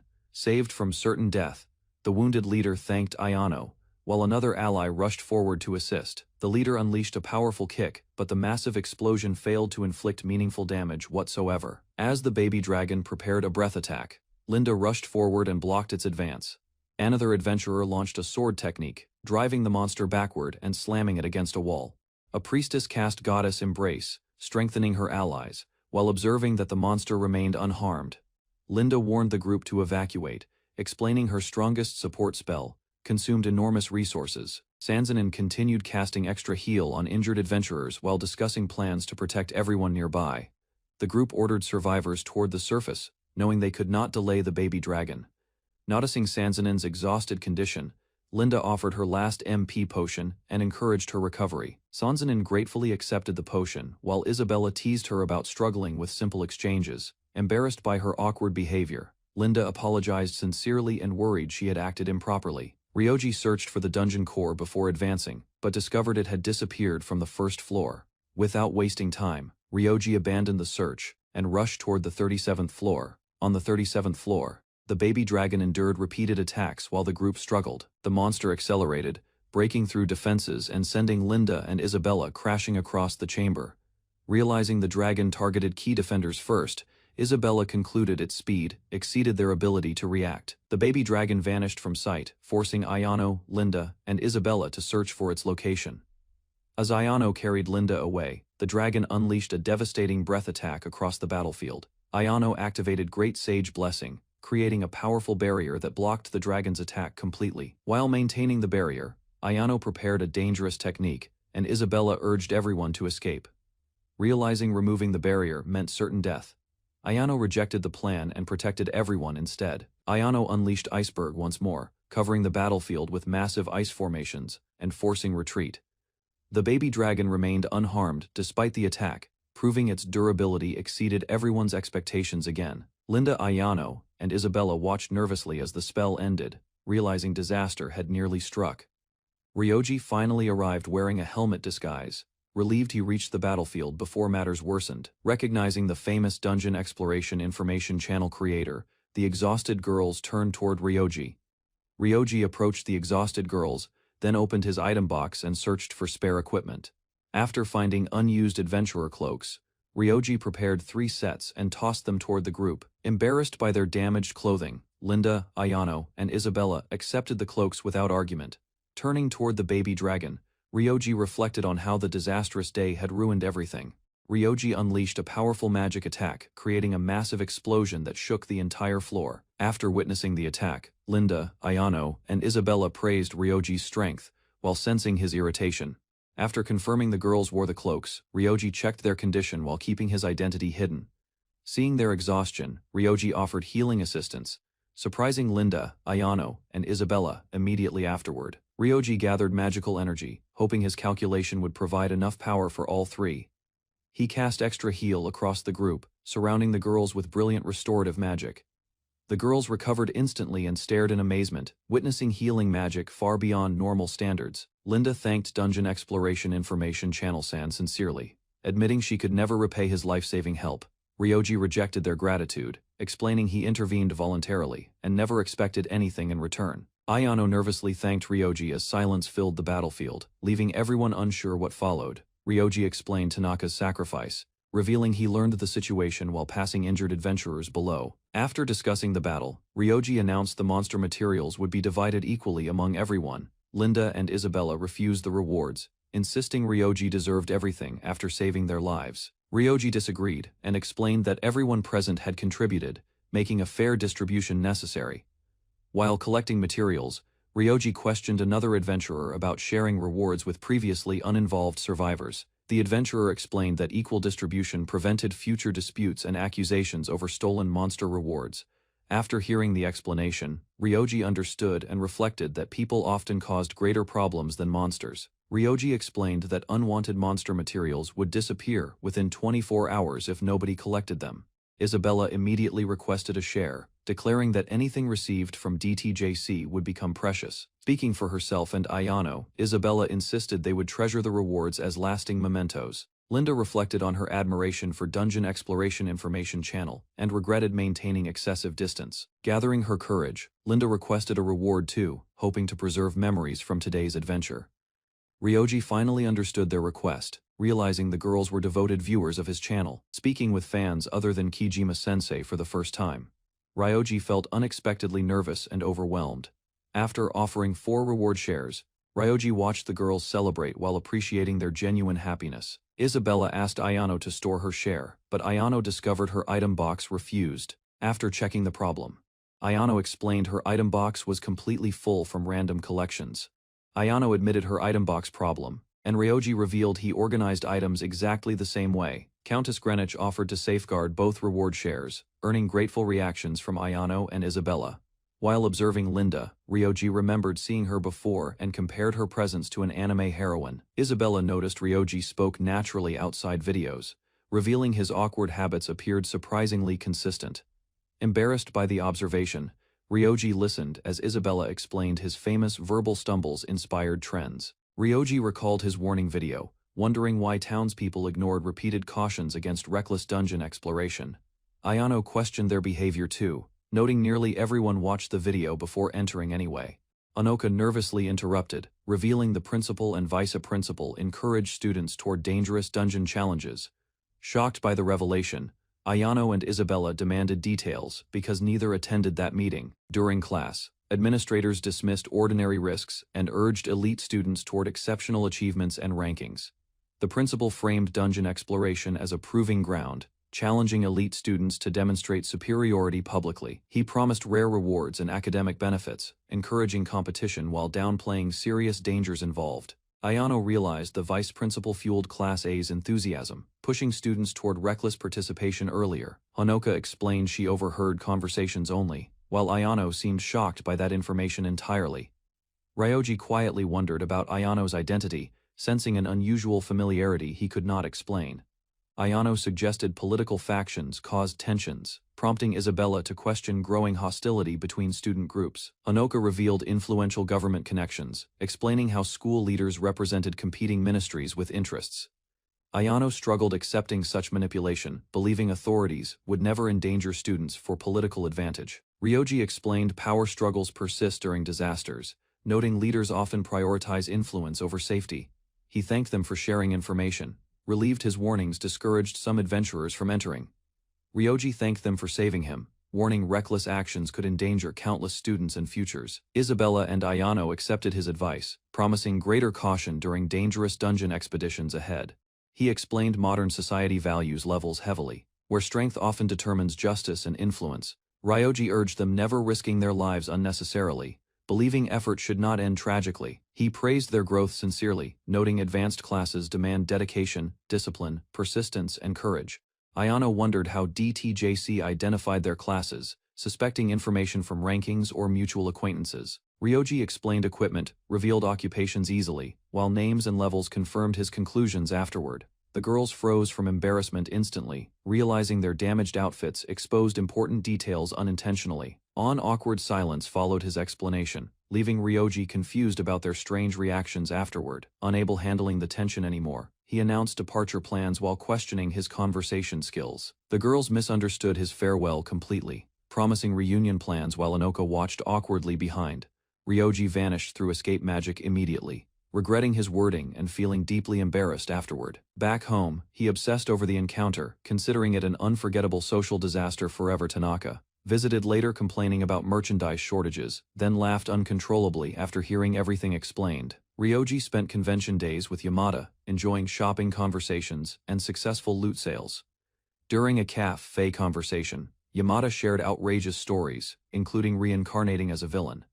Yamada accepted Ryoji's explanation without hesitation, proving his trusting nature and dependable friendship. The convention concluded peacefully, while the random shuffle time event ended simultaneously elsewhere too.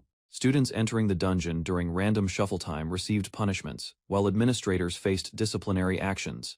During suspension, Ryoji relaxed at home, spending time reading manga and watching anime. 1 week later, Wu practiced controlling her magical prosthetic arm, adapting to unfamiliar movements. Ayano approached Wu at school, noticing immediately that her missing arm remained unrecovered. Wu thanked Ayano sincerely, admitting their intervention during random shuffle time saved everyone.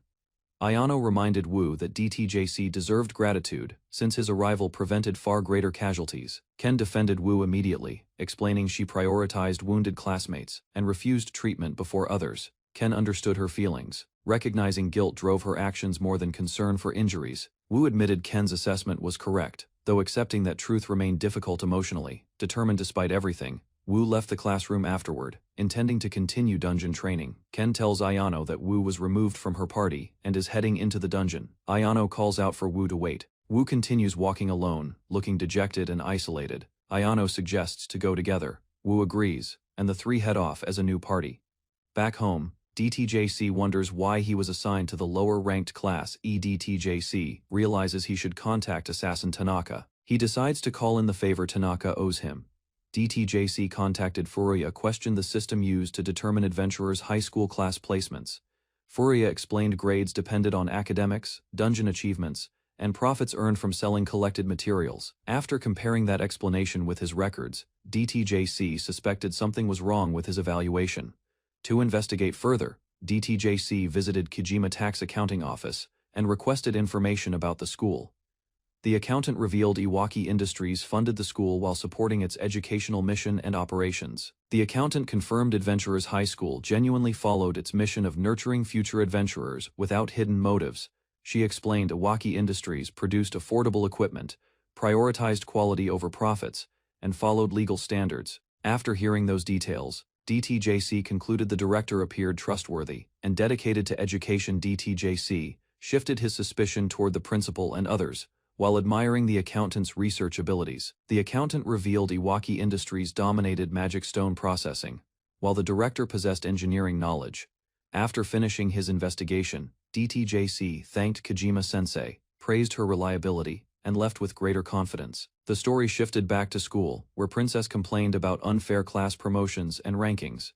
Princess argued her group achieved better sales results, yet remained behind students promoted into Class A. Another student suggested the promoted group's leader came from an influential family with strong connections. Hearing that explanation, Princess became convinced favoritism existed and felt her hard work lacked recognition.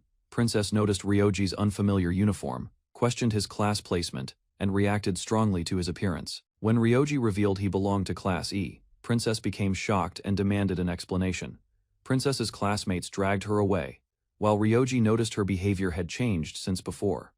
Soon afterward, Furuya approached Ryoji at school and formally addressed the famous assassin Tanaka. Furuya informed Ryoji that the principal wished to thank him and requested a meeting. While walking with Furuya, Ryoji learned she had reached level 26 and continued improving steadily. Nearby students noticed Furuya beside Ryoji, causing confusion because assassin Tanaka rarely associated publicly.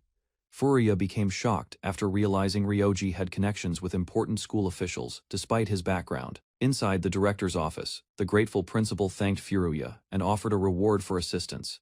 When offered a reward, Ryoji jokingly requested returning to his first day, confusing everyone completely. After rejecting a class transfer request, Ryoji listened as the director searched for another suitable reward. The director offered special glasses displaying levels and jobs, presenting a valuable government prototype instead.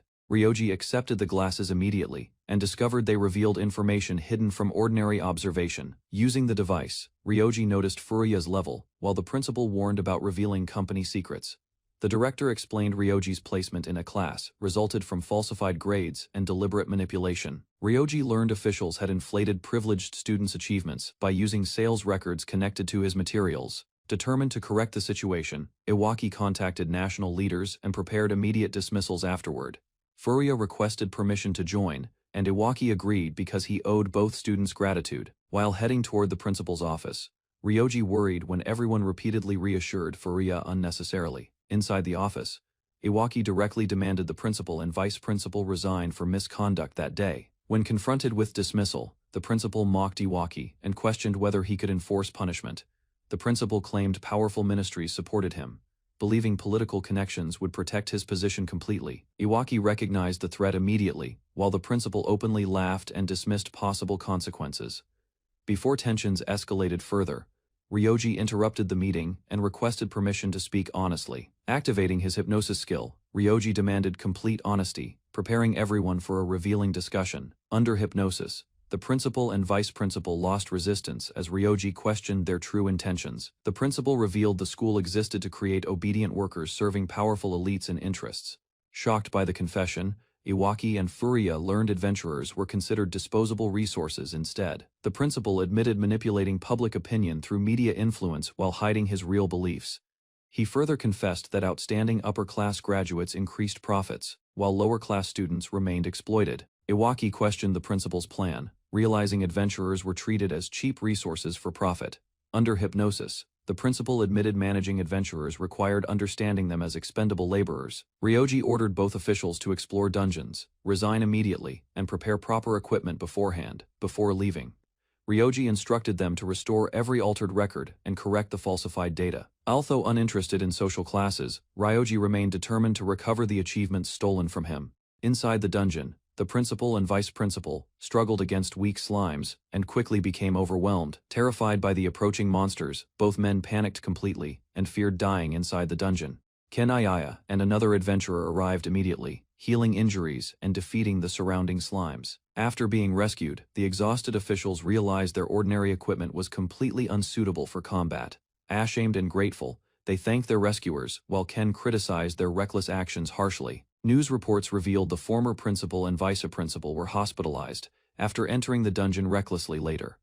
Iwaki learned both officials resigned, though their memories surrounding recent events remained unclear. Ryoji visited Kyoko's to return the manga he had borrowed from her earlier.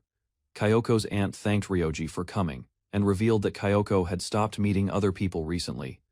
After hearing the explanation, Ryoji felt the situation belonged to Kyoko alone and prepared to leave. Before Ryoji departed, Kyoko's aunt apologized for the trouble and asked him to remain her friend. Reflecting on their friendship, Ryoji changed his mind and decided not to distance himself from Kyoko back at home. Ryoji discussed Kyoko with his companion and struggled to understand her attitude. While resting on his bed, Ryoji recalled how Kyoko once dreamed of adventure, despite lacking talent.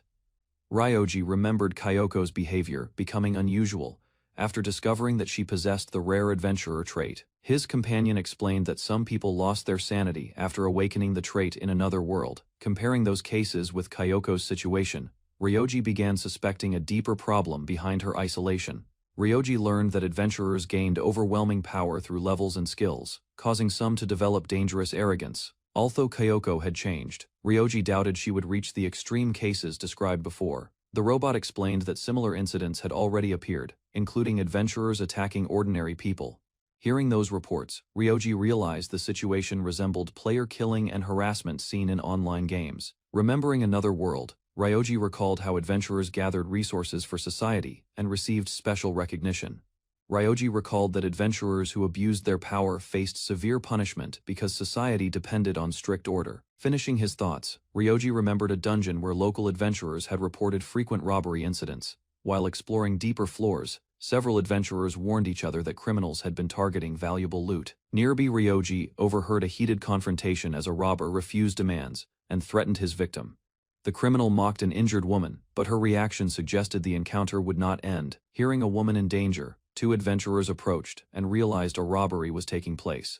Ignoring the risk, one adventurer stepped forward and demanded that the masked criminals release their victim.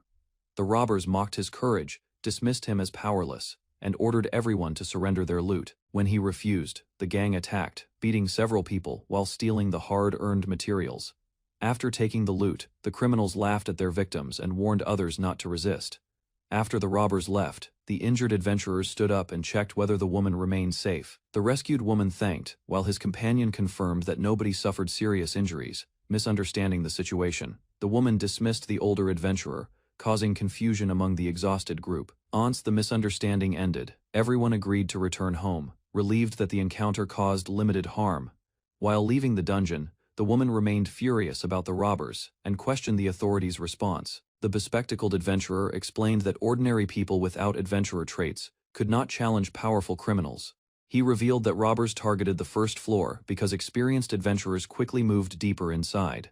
His companion added that staying near the dungeon entrance reduced danger and avoided encounters with those gangs. The woman complained that crowded entrance areas offered poor rewards, leaving few opportunities to earn money. Despite her frustration, the bespectacled adventurer felt relieved after confirming that the woman remained unharmed. Still thinking about the robbery, the young adventurer wondered about the mysterious man who had helped him. The next day at school, Sarah noticed Ryoji approaching and recognized him from before. Ryoji met Vice Principal Tanaka, who explained that the director had assigned a special matter. Tanaka informed Ryoji that he would join the special class after administrative procedures were completed. Remembering Kyoko's situation, Ryoji asked whether she could transfer from Class B to Class A. Tanaka could not discuss Kyoko's records, but she admitted transferring into Class A seemed difficult. Changing subjects, Tanaka revealed that the chairman wanted to purchase large quantities of medicinal moss. After hearing the request, Ryoji showed his enormous stockpile and surprised Tanaka beyond expectation. Ryoji explained that his stored medicinal moss could produce millions of potions, not merely thousands. Staring at the mountain of supplies, Tanaka questioned whether Ryoji secretly collected medicinal moss obsessively. Ryoji agreed to provide medicinal moss, believing affordable potions would benefit struggling adventurers across society. After confirming, Tanaka accepted Ryoji's cooperation and forwarded the transaction details for processing. Arriving at Class 1E, Ryoji encountered a cheerful student who introduced herself with confidence. The classroom erupted with jokes about Ryoji's lack of a job class, treating him as entertainment. Growing tired of the noise, Ryoji activated hypnosis and instantly forced the entire class into silence. Using hypnosis, Ryoji questioned the class and pointed out that nobody had gained levels for months. Zone student feared dungeon dangers, while another preferred entertainment at home instead of leveling up. When Ryoji questioned their teacher, she admitted that reaching level 2 already seemed sufficient. Ryoji then asked who had taken belongings from ordinary people, and every student raised a hand.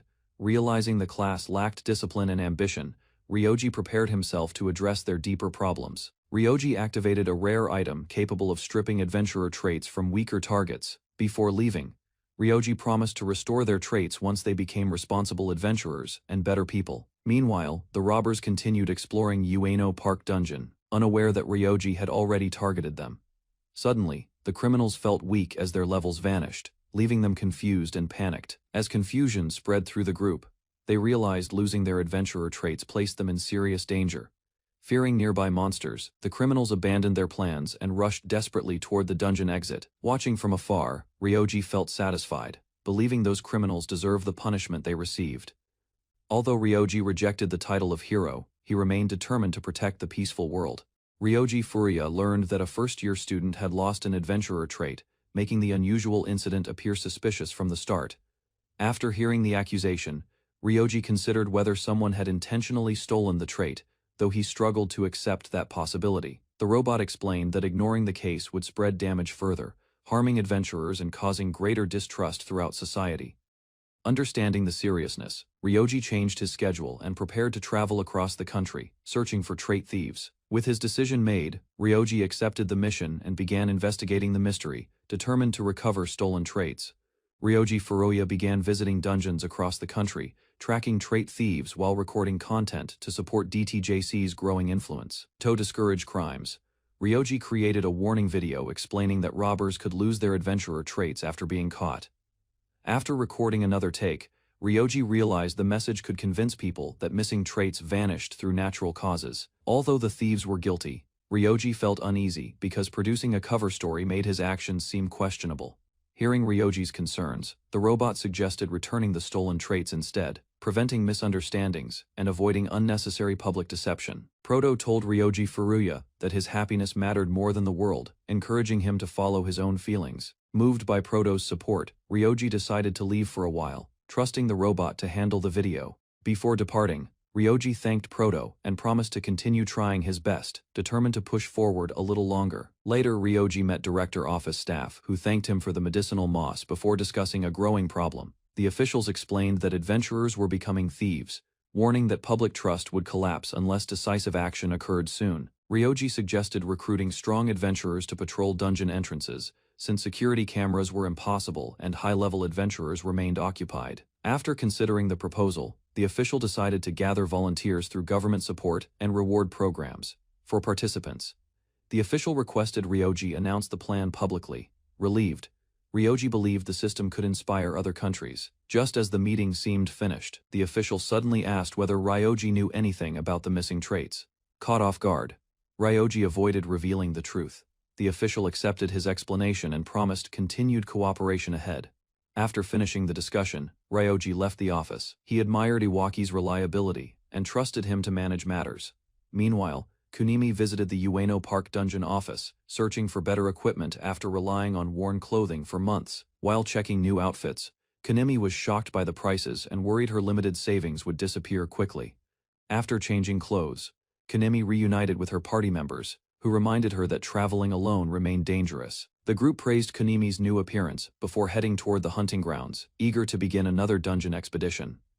After preparing their equipment, Kunimi and her party entered the dungeon together, ready to spend the day hunting slimes. Following their usual formation, Kunimi remained behind the front line, while her teammates attracted monster attacks and protected her. When the expedition ended, one teammate apologized to Tira for becoming distant during their recent adventures together. Tira accepted the apology calmly as the group discussed adventuring careers and crossed the city after leaving the dungeon.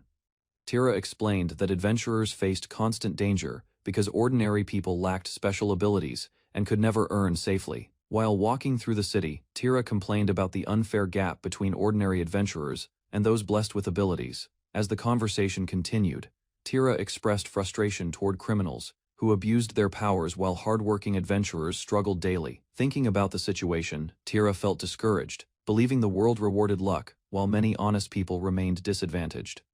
The group discussed whether adventurer traits should belong only to a select few, debating the issue during their walk. Still wishing for an adventurer trait, Tira continued talking with her friends, until something suddenly caught her attention nearby. The strange woman asked whether they truly desired adventurer traits, leaving everyone confused by her sudden appearance and behavior. When Tara eagerly admitted her interest, the old woman claimed adventurer traits could help people level up faster.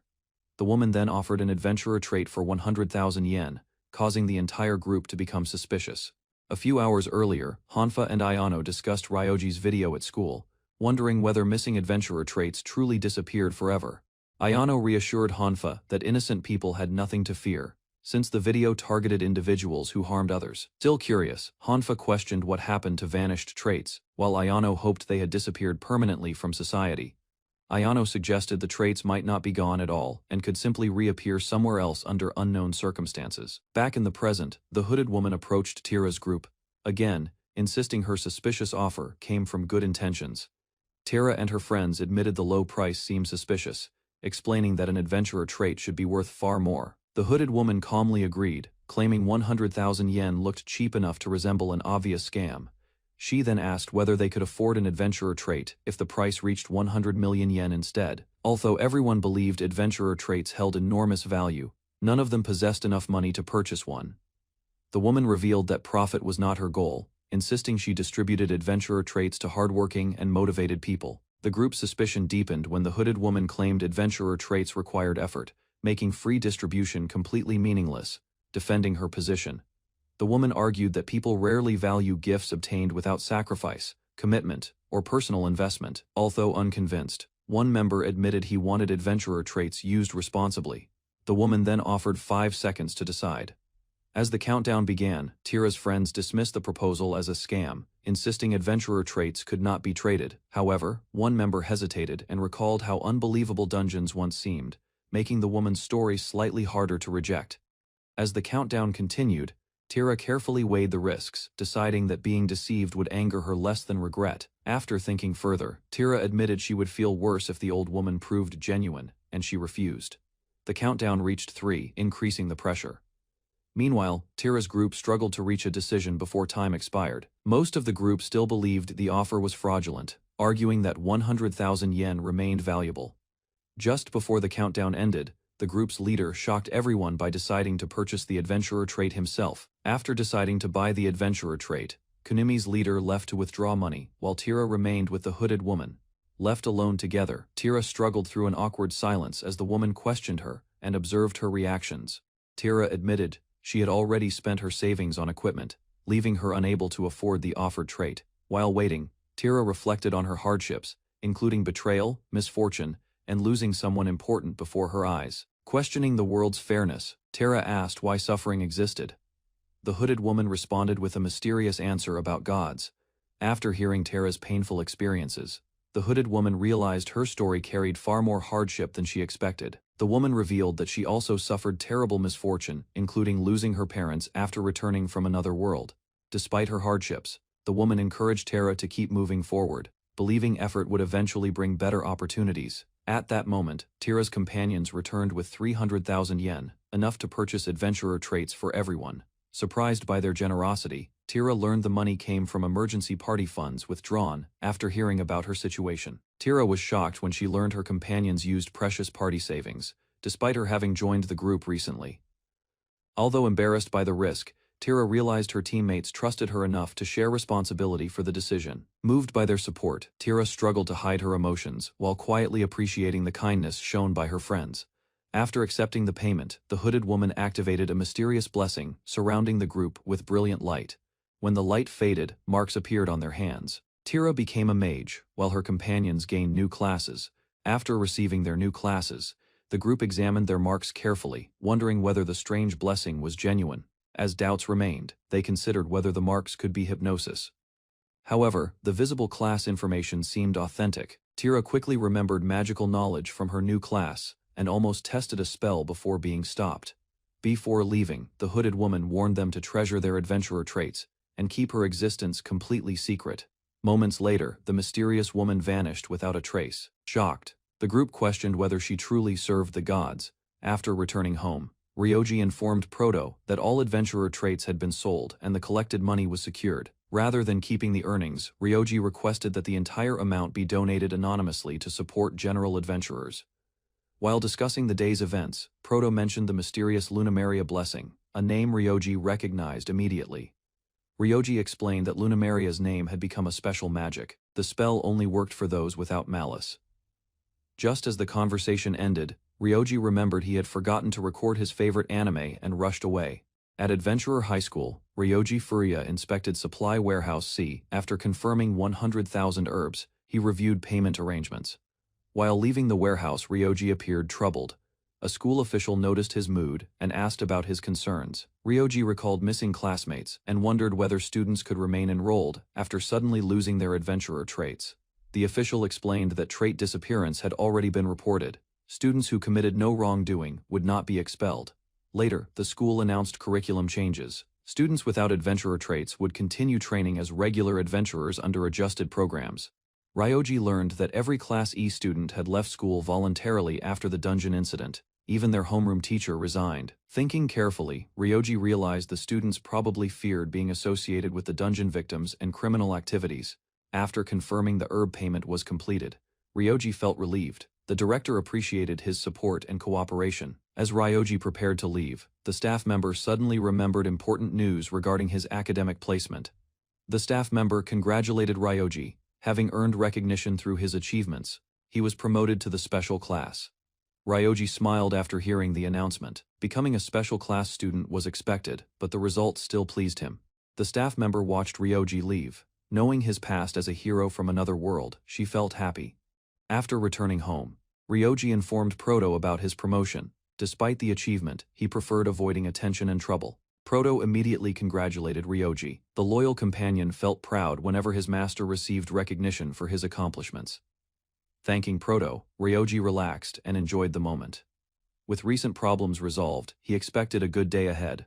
While relaxing at home, Ryoji received an urgent call from Kyoko. Her panic immediately made him worry. Kyoko tearfully explained that her mother had suddenly collapsed. Unsure what to do, she desperately sought help. Hearing the situation, Ryoji calmed her and promised to come immediately. He ended the call without hesitation, using teleportation and invisibility magic. Ryoji left his house instantly. Within moments he arrived near Kyoko's home. After entering the house, Ryoji met Kyoko and her aunt. Ignoring explanations, he rushed toward her mother. Ryoji examined Kyoko's mother and discovered her heart had stopped beating. The situation was far more serious than expected. After learning ordinary potions failed, Ryoji immediately used a high-grade elixir. He believed it could still save her. The elixir worked successfully, and Kyoko's mother regained consciousness. Relieved, Kyoko thanked Ryoji while he investigated further. When questioned about the cause, Kyoko admitted she became annoyed during an argument and told her mother to be quiet. Ryoji quickly understood the danger. Kyoko's uncontrolled killing intent had affected an ordinary person despite her low level. Ryoji sternly warned Kyoko that uncontrolled killing intent was dangerous. Without restraint, she could accidentally kill innocent people.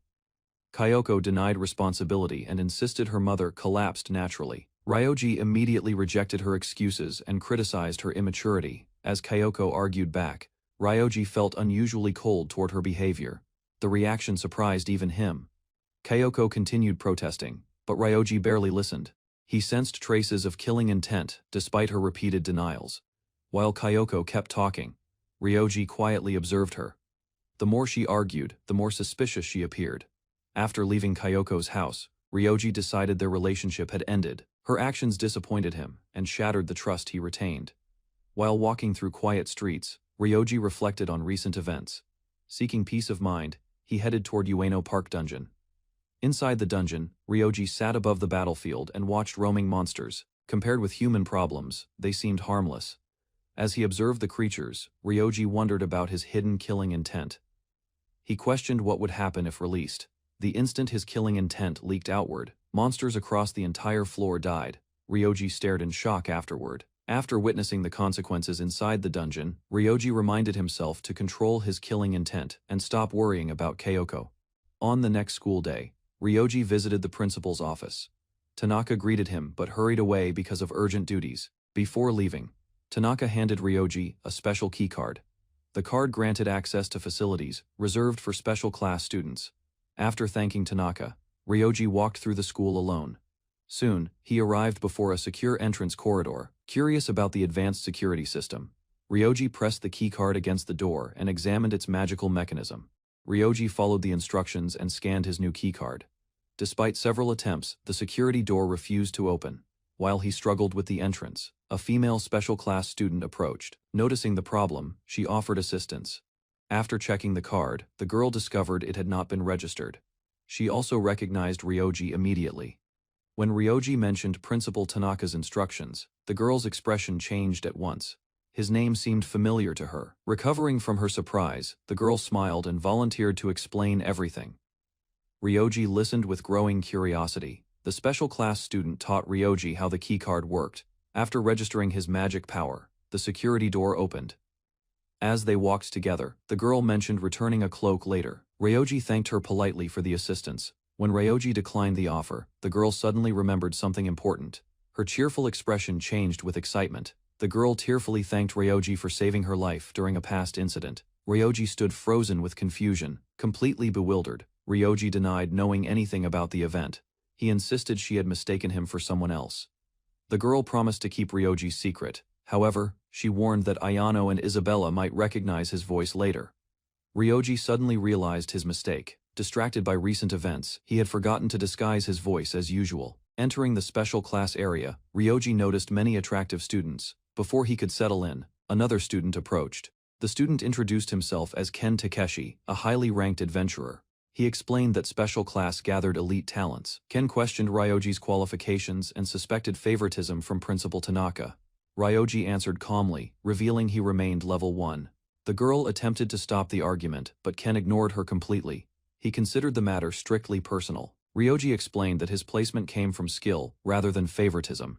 Unsatisfied, Ken demanded proof through direct comparison. Instead of proposing a duel, Ken requested something unexpected. He wanted Ryoji to unleash his killing intent first. Ken continued provoking Ryoji and demanded proof. Certain of his own strength, he mocked Ryoji for hesitating repeatedly.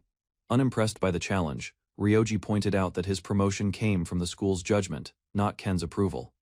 Ken stared at Ryoji with disbelief. He could not accept that someone with such confidence remained only level 1, refusing to back down. Ken accused Ryoji of avoiding difficult situations. He insisted that retreat would become a habit. Ken mocked Ryoji's appearance and dungeon experience. Amused rather than offended, Ryoji responded with a dangerous smile. Ken continued insulting Ryoji and mocked his hobbies. His words finally tested the patience Ryoji had maintained throughout. The tense atmosphere spread across the classroom. Other students noticed the confrontation and watched carefully from a distance. Ryoji accepted the challenge with a smile. He warned Ken not to complain about the consequences afterward. Certain of his own resistance, Ken dismissed the warning. He believed Ryoji lacked enough killing intent to threaten him. After receiving Ken's approval, Ryoji prepared himself. He decided to release only the weakest portion of his killing intent. Ken continued mocking Ryoji and boasted about his situation. His arrogance convinced Ryoji that words alone would change nothing. Annoyed by Ken's assumptions, Ryoji reflected on his preferences. Compared with reality, he still preferred anime heroines without hesitation. Ryoji released the weakest trace of killing intent. The classroom atmosphere changed instantly as an overwhelming pressure filled the room. For a brief moment, Ken glimpsed death itself. His body stiffened, sweat appeared, and confidence vanished from his face. While Ken struggled to remain standing, nearby students felt sick. Ryoji prepared to release the next level instead. Ken continued lecturing Ryoji about courage and perseverance. His words irritated Ryoji, who had survived far greater trials. Unable to tolerate the accusation, Ryoji reminded Ken that defeating a demon king required facing dangers beyond imagination. The statement, combined with lingering killing intent, crushed Ken's confidence. Sweating heavily, he hurried to acknowledge Ryoji's ability. Ryoji rejected the surrender immediately. Repeating Ken's own advice, he insisted that quitting early would only build weakness. When Ryoji demanded another round, Ken looked exhausted. Hearing another insult about dungeons, Ryoji questioned his understanding sternly. Ryoji finally responded to Ken's arrogance. He questioned why someone with limited experience acted superior toward other adventurers. Recalling his past, Ryoji described years of relentless dungeon battles. Compared with that journey, Ken's experience seemed insignificant. Ryoji explained that he still entered dungeons daily. His efforts focused on protecting beginners and preventing unnecessary deaths. The pressure behind Ryoji's words overwhelmed Ken completely.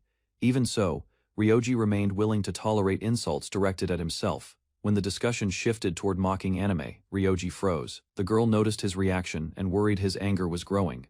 Seeing Ryoji's anger rise, the girl stepped forward and hugged him.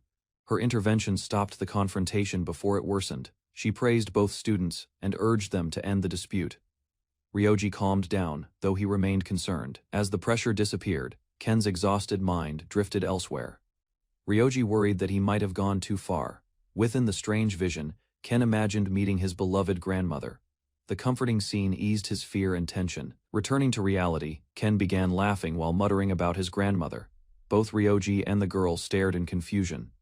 The effects finally faded from Ken's body. Though shaken and pale, he realized the situation had been far worse.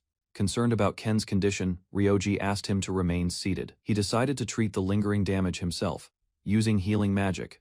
Ryoji restored Ken's condition completely. The immediate recovery left Ken staring in disbelief and confusion. As the healing finished, Ken reevaluated everything he had witnessed. Ryoji's abilities exceeded anything he previously understood. Ken apologized sincerely for his behavior and admitted his mistakes. Ryoji accepted the apology while acknowledging his own faults. After witnessing everything, the special class students welcomed Ryoji warmly. Having proven himself, he finally earned their respect. Earlier inside Ueno Park Dungeon, a beginner party finished training successfully, reaching level 4. They decided to stop hunting. After leaving the dungeon, the group gathered for a meal. Their discussion soon focused on future training plans. Zone member hoped to remain longer on the first floor. She had become comfortable defeating slimes with ease. Another member reminded everyone about the common rule. Most adventurers advance to the second floor after reaching level 4. Although reluctant at first, the girl accepted the explanation. The group agreed stronger adventurers should leave opportunities for beginners. While discussing tomorrow's expedition, the party agreed everyone should study dungeon videos beforehand and prepare carefully for second-floor dangers. Their conversation paused as food arrived. The blonde adventurer enjoyed her meal, feeling satisfied after a long training session. The group praised DTJC's detailed dungeon guides. His videos provided reliable maps, explanations, and walkthroughs for adventurers nationwide. The blonde adventurer recalled dangerous fake guides from earlier years. Many people suffered because of misinformation before DTJC appeared. Remembering past tragedies, the group appreciated surviving their own adventures. They shared dinner together and valued their friendship deeply. Curious about the famous DTJC, the blonde adventurer asked about his identity. Unfortunately, nobody knew who he really was. The discussion quickly became ridiculous when someone suggested DTJC might be an alien. The absurd theory shocked everyone present. Despite laughing, the group considered unusual possibilities. DTJC possessed overwhelming knowledge about dungeons that seemed impossible for ordinary people. The blonde adventurer jokingly supported the strange theory. She claimed Planet Dungeon sounded surprisingly believable compared with other explanations. Soon, the group expanded the joke even further. They imagined DTJC disguising himself as a normal student on Earth. The blonde adventurer developed a new theory about DTJC based on his appearance. She believed he was still young. Her companions explained another popular rumor surrounding DTJC. Many people suspected he attended Adventurer High School's special class. They described the special class as a gathering place. The world's strongest student adventurers studied and trained there together. Impressed by his knowledge, the blonde adventurer questioned the president. She wondered whether he secretly loved adventurer culture. Trying to narrow the possibilities, she continued investigating DTJC's identity. The president instead worried about asking her age. Following their theory, the group concluded DTJC might belong to Adventurer High School's special class, home to Japan's elite students. Checking public rankings, they searched for candidates matching DTJC's reputation. The discussion soon pointed toward Ken Takeshi instead. At Adventurer High School, Ken sneezed unexpectedly during class. Ryoji immediately joked that killing intent caused the illness. Ken admitted he enjoyed teasing Ryoji because of his personality. Then he encouraged Ryoji to address him casually.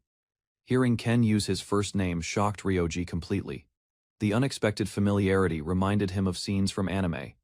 Ryoji remembered that many people still preferred using family names. To him, casual first-name friendships felt strangely unfamiliar. After some hesitation, Ryoji accepted Ken's request. Calling him Takeshi marked a small step toward genuine friendship. The class noticed their growing friendship immediately. Hanfa and the others teased Ryoji, leaving him embarrassed and flustered. Encouraged by the atmosphere, Hanfa requested similar treatment herself. The playful exchange caused even more teasing from classmates. Before the excitement faded, Takeshi invited Ryoji on a dungeon expedition. Their relationship had improved greatly since meeting. After thinking carefully, Ryoji considered refusing Takeshi's invitation. Their strength gap was enormous, and filming videos already consumed much time. Not wanting to appear distant, Ryoji accepted anyway. Takeshi seemed surprised, but happily agreed to the future expedition. Meanwhile, the adventurer group continued discussing DTJC's identity. Their deductions once again pointed toward Ken Takeshi as the answer. Comparing public rankings with their observations, they found contradictions. The famous 7th-ranked adventurer did not completely match DTJC. Then one member remembered a masked boy from earlier events. He became the group's strongest candidate for DTJC's true identity. Reviewing old memories, the group recalled a masked boy's actions. He defeated monsters easily and healed injured adventurers. The mysterious figure also possessed knowledge beyond normal standards. Those achievements matched DTJC's reputation almost perfectly in their minds. Comparing DTJC with famous rankings created another contradiction. Despite his abilities, Isabella still officially occupied the top position. Unable to explain the discrepancy, the group proposed new theories. Perhaps DTJC somehow avoided the ranking system entirely. When attention returned to Ken Takeshi, doubts remained. His behavior seemed too ordinary to match their image of DTJC. The group rejected Ken as their main suspect. His personality felt far different from the image they had created. Still searching for answers, the blonde adventurer considered other possibilities. She wondered whether another student fit the clues better. One member revealed an unusual rumor circulating online. Some people believed DTJC might actually be a woman. The theory sounded strange at first, yet supporting evidence existed. DTJC's behavior appeared gentle, nervous, and unexpectedly adorable. Following that logic, the group identified a new candidate. Their attention shifted toward Isabella, the world's highest-ranked adventurer. The blonde adventurer passionately defended Isabella's candidacy. Admiring her greatly, she believed DTJC and Isabella shared many similarities. Her companions expanded the theory with additional arguments. Isabella's noble background matched DTJC's helpful videos and public service. Although doubts remained, the blonde adventurer stayed enthusiastic. She admitted becoming extremely happy if Isabella proved to be DTJC. Then she noticed a major flaw in her reasoning. Isabella's appearance seemed impossible to conceal beneath ordinary disguises alone. As they crossed the street, the discussion continued.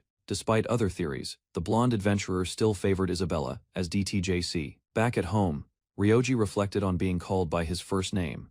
He found it unusual and amusing because most people addressed him by his surname.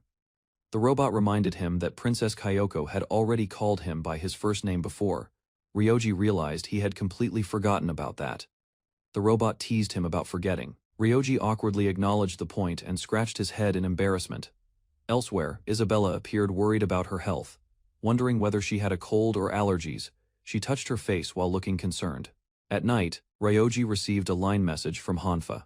While checking his phone, the household robot noticed something unusual. The robot became shocked after realizing Ryoji was chatting with a girl. It quickly focused on the unexpected situation.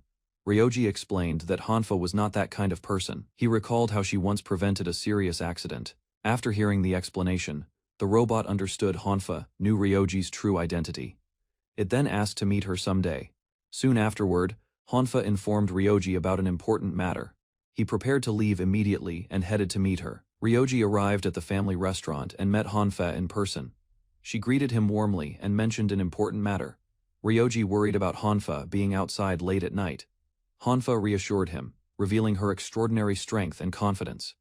After settling down, Hanfa finally explained the reason for the meeting. She asked about Ayano, Isabella, and DTJC. Ryoji listened carefully and immediately understood the topic. The unexpected question made him wonder where the discussion would lead. Ryoji admitted he had not told Ayano and Isabella anything yet. Hanfa paused thoughtfully as the situation became clearer. Hanfa revealed the reason for the meeting. Earlier that day, an important achievement had been made inside Ueno Park Dungeon. Ayano, Isabella, and Hanfa successfully defeated the Queen Killer Ant. Their accomplishment immediately set a new world record. However, Hanfa explained that the record excluded DTJC. The group found the situation unusual and difficult to understand. The discussion shifted toward Ryoji.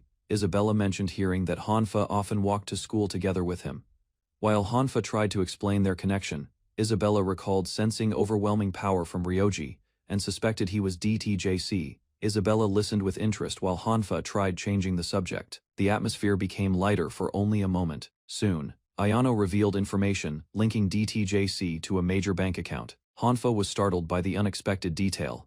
Ayano explained that enormous amounts of money moved through the account every month. Hanfa realized the secret was spreading. After comparing the evidence, Ayano concluded that Ryoji matched DTJC perfectly. His surname, appearance, and abilities all aligned. Hanfa finished recounting the incident at the restaurant. Ryoji listened quietly before learning why she felt apologetic. Hanfa admitted that Ayano and Isabella had noticed everything. She believed she was just as poor at hiding secrets. Ryoji was surprised by her observation. Hanfa pointed out that his thoughts and feelings were often visible on his face. Her words reminded Ryoji of his past. He recalled hearing the same criticism during his time in another world. One memory stood out clearly. During an imperial banquet, nobles noticed his displeasure and openly scolded him for it. Even though Ryoji tried to behave properly, others still read his emotions. The old memory remained vivid in his mind. Ryoji remembered Daenerys from his journey in another world. She often handled difficult matters and encouraged him to focus. Daenerys once told Ryoji that being with him brought her comfort. Her sincere words remained unforgettable, even now. Hanfa expressed similar feelings during their meeting. Hearing those words again left Ryoji quietly surprised and thoughtful. As he reflected on Hanfa's sincerity, Ryoji trusted his intuition. He felt she was someone he could rely on. Ryoji decided to trust Hanfa's judgment. He accepted that Ayano and Isabella could learn the truth when the time came. Hanfa thanked Ryoji for trusting her. Although she felt undeserving of that confidence, his decision made her genuinely happy. Ryoji calmly told Hanfa to think carefully before deciding anything. Meanwhile, Hanfa reflected on the trust DTJC placed in her. After returning home, Ryoji was welcomed by Lime. The robot teasingly called the meeting a date, embarrassing him. The next day, Hanfa met Ayano and Isabella again inside Ueno Park Dungeon. She revealed that Ryoji Furuya was DTJC. Ayano was surprised by Hanfa's announcement. Hanfa explained that Ryoji had given permission, confirming their strong mutual trust. Hanfa felt relieved after finally sharing Ryoji's secret. Ayano and Isabella listened quietly as the burden left her. After a brief silence, Isabella stepped forward. She announced that she had something important to discuss with them. Isabella revealed her feelings toward DTJC. Her admiration began when he saved everyone during the baby dragon incident. Learning that Hanfa had grown close to Ryoji changed everything. Isabella could no longer keep her emotions hidden inside. Gathering her courage, Isabella made a sincere declaration. She wished to become closer to Ryoji and know him better. After hearing Isabella's feelings, Ayano gathered her courage. She revealed that she wanted to become closer to Ryoji too. Ayano went even further and declared her desire to become Ryoji's girlfriend. The sudden announcement shocked everyone present. Rather than arguing, the three girls reached an agreement. They promised to compete fairly and respect the outcome. Meanwhile, on the 1000th floor of Ueno Park Dungeon, DTJC repeatedly sneezed. Confused, he searched for the strange cause. At Adventurer High School, Ayano and Isabella arrived at the special class. Both remained unusually serious after recent events. Hanfa noticed the tense atmosphere between them. To distract everyone, she checked whether Ryoji would be coming to school. The moment Hanfa received confirmation, Isabella reacted immediately. Everyone turned toward the classroom entrance, expecting Ryoji to appear. Instead of Ryoji, Takeshi Ken entered the room. Hanfa greeted him cheerfully, while Ayano and Isabella looked disappointed. Takeshi quickly gathered the students' attention. He announced important business, explaining that the world's top party members were present. Hanfa volunteered to speak on behalf of the group. Takeshi listened carefully before deciding how to answer. To ensure privacy, Takeshi activated a special skill. The mysterious barrier sealed their conversation from outside listeners. Hanfa quickly understood the purpose of the ability. The skill was designed specifically for confidential discussions and sensitive matters. Once the barrier was active, Takeshi spoke openly. He revealed that he believed Ryoji Furuya and DTJC were the same person. Takeshi then explained his real concern. He felt Ryoji was becoming too strong alone and needed trustworthy adventurer companions. Takeshi explained that admiration alone was not enough. He believed Ryoji needed true companions who understood the adventurer's life. He pointed out that Ryoji had been fighting alone for years. Despite his strength, someone his age could not avoid loneliness forever. Hanfa began seeing Ryoji differently. After hearing that perspective, what once looked like confidence now seemed slightly lonely. Meanwhile, Ryoji walked to school in a cheerful mood, completely unaware. He remained relaxed, while others worried about him. Takeshi warned that Ryoji's kindness motivated all his actions. Without meaningful connections, losing faith in humanity could change everything. Takeshi revealed his greatest concern about Ryoji. With overwhelming power, the worst outcome could be Ryoji becoming a new demon king. The possibility shocked Hanfa. However, Takeshi reminded everyone that impossible events had already become reality in recent years, despite her surprise. Hanfa firmly trusted Ryoji. Still, she promised to help ensure he never faced the world alone. Determined to protect him, Hanfa made a heartfelt vow. No matter what happened, she would stay by Ryoji's side. Satisfied with her resolve, Takeshi ended the private discussion. He felt relieved after entrusting those feelings to Hanfa Ayano, and Isabella immediately thought Ryoji had arrived. Their excitement quickly faded when they realized someone else had entered. Trying to stay fair, Ayano reminded herself not to seek special treatment. She decided any meeting with Ryoji should happen naturally. Meanwhile, Isabella enthusiastically praised Ayano's reliability. She even jokingly referred to her as a master and role model. Ayano responded by accepting Isabella as a disciple. Their sudden exchange left the others completely confused. Hanfa explained the situation with a smile. Seeing Ayano and Isabella so excited about meeting Ryoji made everything understandable. Ayano and Isabella prepared themselves for Ryoji's arrival. Their nervous excitement became so obvious that Hanfa felt intimidated. Meanwhile, Ryoji met a former classmate on his way. After a brief conversation, they agreed to meet again later. When Ryoji finally entered the special classroom, Ayano and Isabella immediately focused on him. The atmosphere changed instantly. Isabella seized the opportunity before anyone else could react. Determined not to lose, she stepped forward and greeted Ryoji. Gathering her courage, Isabella invited Ryoji to share a meal with her party someday. The unexpected invitation caught him off guard. Ryoji politely declined Isabella's invitation. Since he was busy this semester, he could not accept her offer. His answer stunned everyone in the classroom. Even Takeshi could hardly believe Ryoji had rejected Isabella so casually. Ayano immediately realized Isabella's original plan had failed. She wondered whether this unexpected outcome could create a new opportunity. Without losing composure, Isabella quickly changed her approach. Instead of a meal, she requested guidance for her party's dungeon exploration. Watching the exchange, Ayano recognized Isabella's clever adjustment. She admired how quickly Isabella adapted her strategy to suit Ryoji. Ryoji praised Isabella's determination as an adventurer. However, he explained that providing personal guidance would be difficult for him. Instead, Ryoji recommended studying DTJC's videos carefully. He encouraged Isabella to keep improving through her own efforts. Isabella was stunned by the response. Before she could recover, Takeshi interrupted and asked to speak with Ryoji privately. Taking the opportunity, Takeshi activated his divine domain skill once again. The two stepped into a private conversation. As Ryoji's friend, Takeshi spoke honestly. He warned that rejecting Isabella so directly could make it seem like she had been rejected personally. After speaking with Takeshi, Ryoji realized his mistake.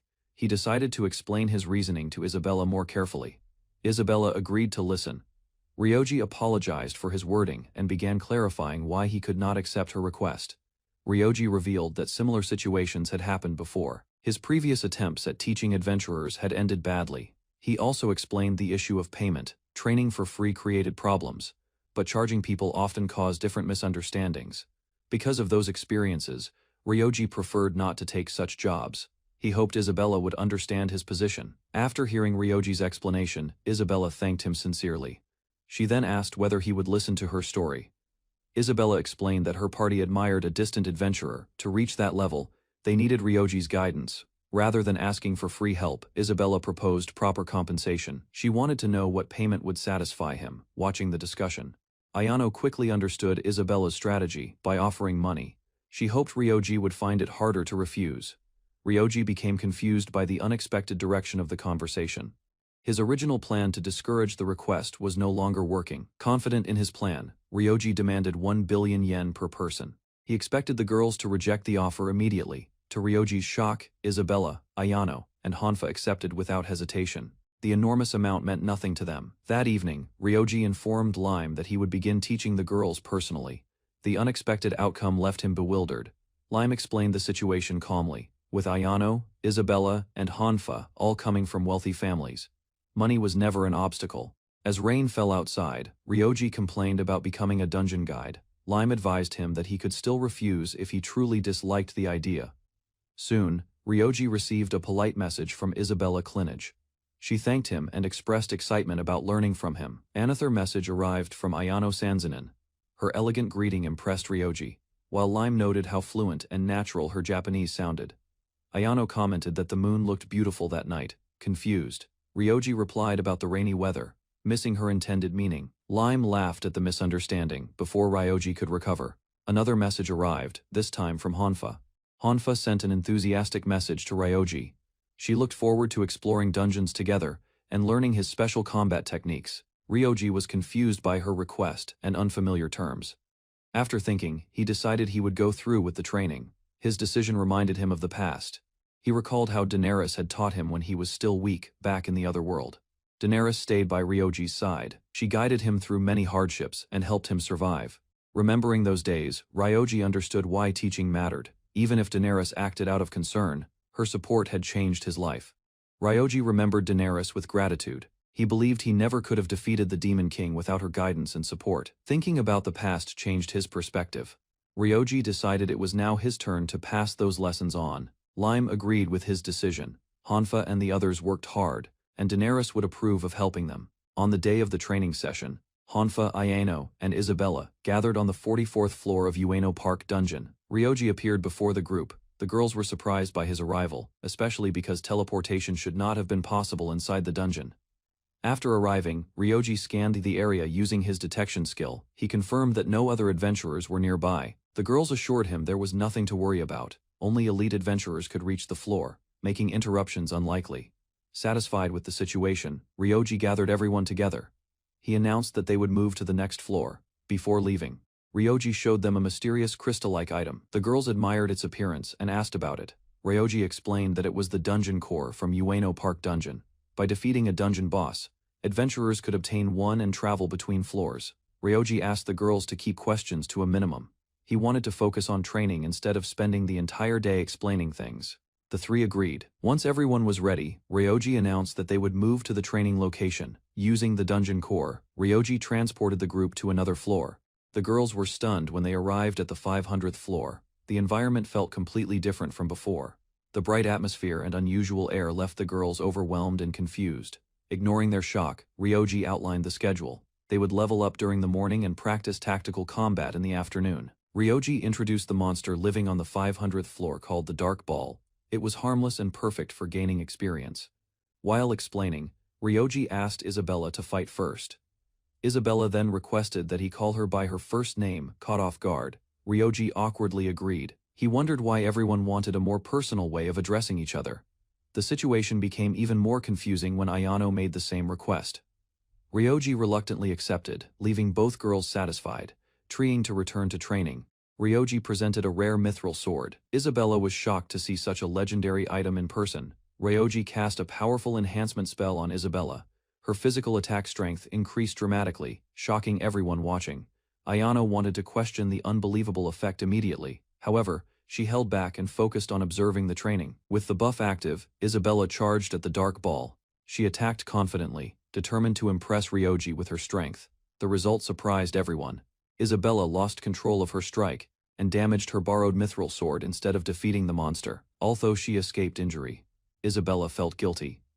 She repeatedly apologized for damaging the valuable weapon she had borrowed for the training session. Ryoji reassured Isabella after the broken sword incident. He handed her another weapon and praised her skill despite the accident. The new weapon was an orichalcum sword. Isabella was amazed to receive such a legendary item for training. To guarantee success, Ryoji stacked several more enhancement spells. The buffs greatly increased Isabella's physical strength once again. This time, Isabella struck the Dark Ball cleanly. Her attack split the monster apart, earning praise from both Ryoji and the others.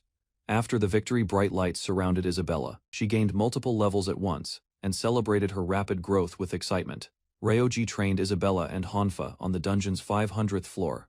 After receiving powerful buffs, Isabella rapidly advanced from level 44 to 72. Wanting Hanfa to improve as well, Ryoji provided an orichalcum knuckle and stacked multiple buffs to greatly increase her strength. Using steel style and magic fist techniques, Hanfa smashed the Dark Ball repeatedly while Ryoji carefully observed her progress. As training continued, Hanfa gained levels at an incredible pace. Ryoji instructed both girls to keep attacking continuously.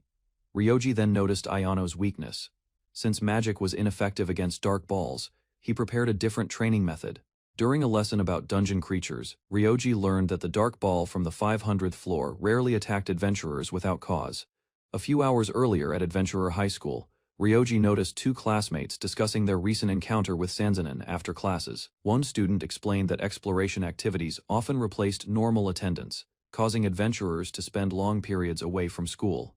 As they continued talking, the excited student emphasized how remarkable Sanzanin seemed, drawing attention from nearby students passing. The discussion shifted toward Sanzanin's reputation as the world's second-ranked adventurer, respected for strength, talent, elegance, and discipline. The student continued praising Sanzanin, describing her beauty with excitement, while his friend listened with a tired and unimpressed expression. He mentioned that Sanzanin's popularity extended worldwide, attracting over 100 million followers online and earning attention from countless fans. After discussing her fame, the student explained that her character impressed him most, believing her true qualities mattered beyond appearances. He recalled hearing from special class students that Ayano Sanzanin never lost composure, regardless of danger, pressure, or uncertainty. During a brutal dungeon incident, Sanzanin stayed calm against unfamiliar monsters, protected teammates with magic, and earned deep respect. On the 500th floor of Ueno Park Dungeon, Ayano Sanzanin listened as Ryoji explained an important weakness of dark balls. Ayano reacted with surprise when Ryoji revealed that ordinary magic attacks could not damage dark balls, despite her expertise. While Ayano considered the situation carefully, Ryoji remained calm and assured her that he already had a solution. Ryoji presented an orichalcum staff, explaining that magic itself was not ineffective, and that the proper tool mattered. He explained that the staff converted magical energy into physical force, allowing magic-based adventurers to defeat dark balls successfully.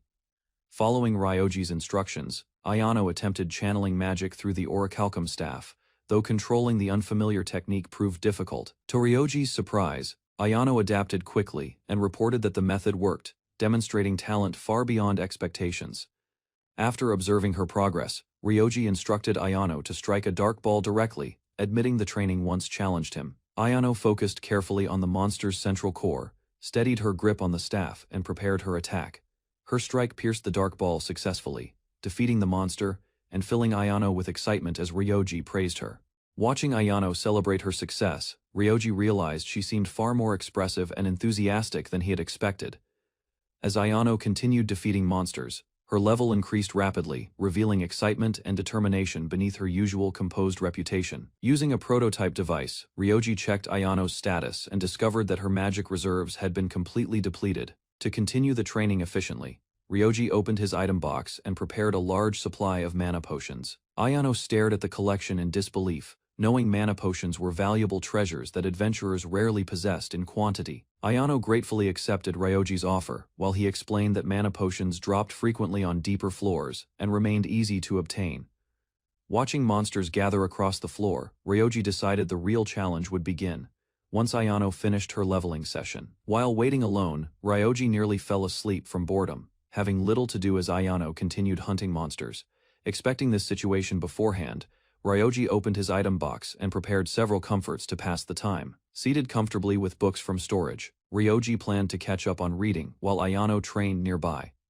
After hours of training, Ayano's companions arrived and informed her that several support buffs had finally worn off. An hour later, the group gathered for tea while Ryoji checked their progress and confirmed everyone exceeded level 200. Ryoji explained that rapid leveling placed strain on the body, making rest important for avoiding injuries and accidents. Using simple examples, he compared leveling to a game, showing how statistics increased faster than physical adaptation. He added that mismatches between displayed status values and actual condition affected both health and magical energy management. After reviewing their progress, Ryoji proposed spending the afternoon practicing movement techniques and mastering newly acquired combat skills. One teammate suggested continuing the leveling session instead, causing Ryoji to realize the discussion might become difficult. She explained that defeating dark balls required Ryoji's assistance, while ordinary movement and skill practice could be handled independently. Ayano supported the suggestion, believing additional high-level adventurers would reduce Ryoji's workload and strengthen the group's future.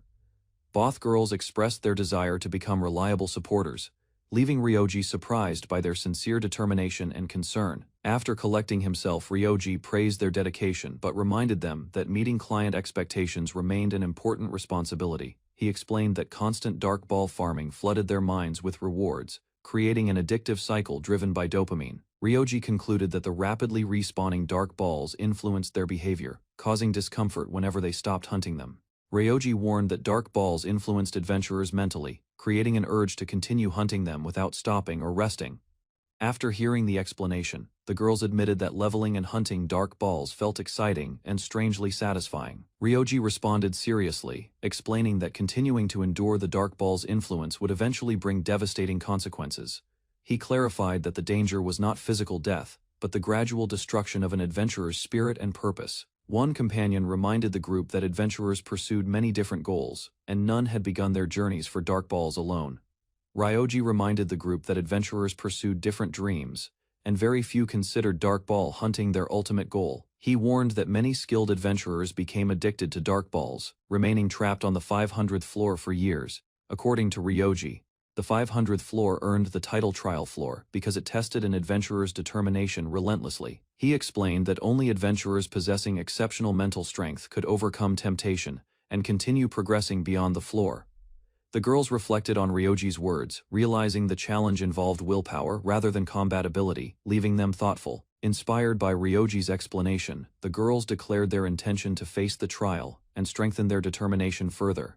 Ayano promised to overcome the challenge and make Ryoji proud, while he quietly prepared something from his item box. To everyone's surprise, Ryoji revealed several identical helmets, immediately capturing the attention of the curious adventurers. The girls recognized the helmets and reacted with excitement, while Ryoji explained he had spent the entire night crafting them. Ryoji presented the helmets as gifts, explaining that they reduced damage from dark ball attacks and would serve as keepsakes. The girls happily accepted Ryoji's gift and immediately asked for permission to wear the helmets he had prepared. After receiving approval, one girl eagerly equipped her helmet and requested a magic mirror to examine her appearance. Seeing their reflections, Ayano and her companion posed dramatically, enjoying the unusual outfits and treating them like hero costumes. Ryoji noticed Isabella hesitating and asked whether she intended to wear the protective helmet like the others.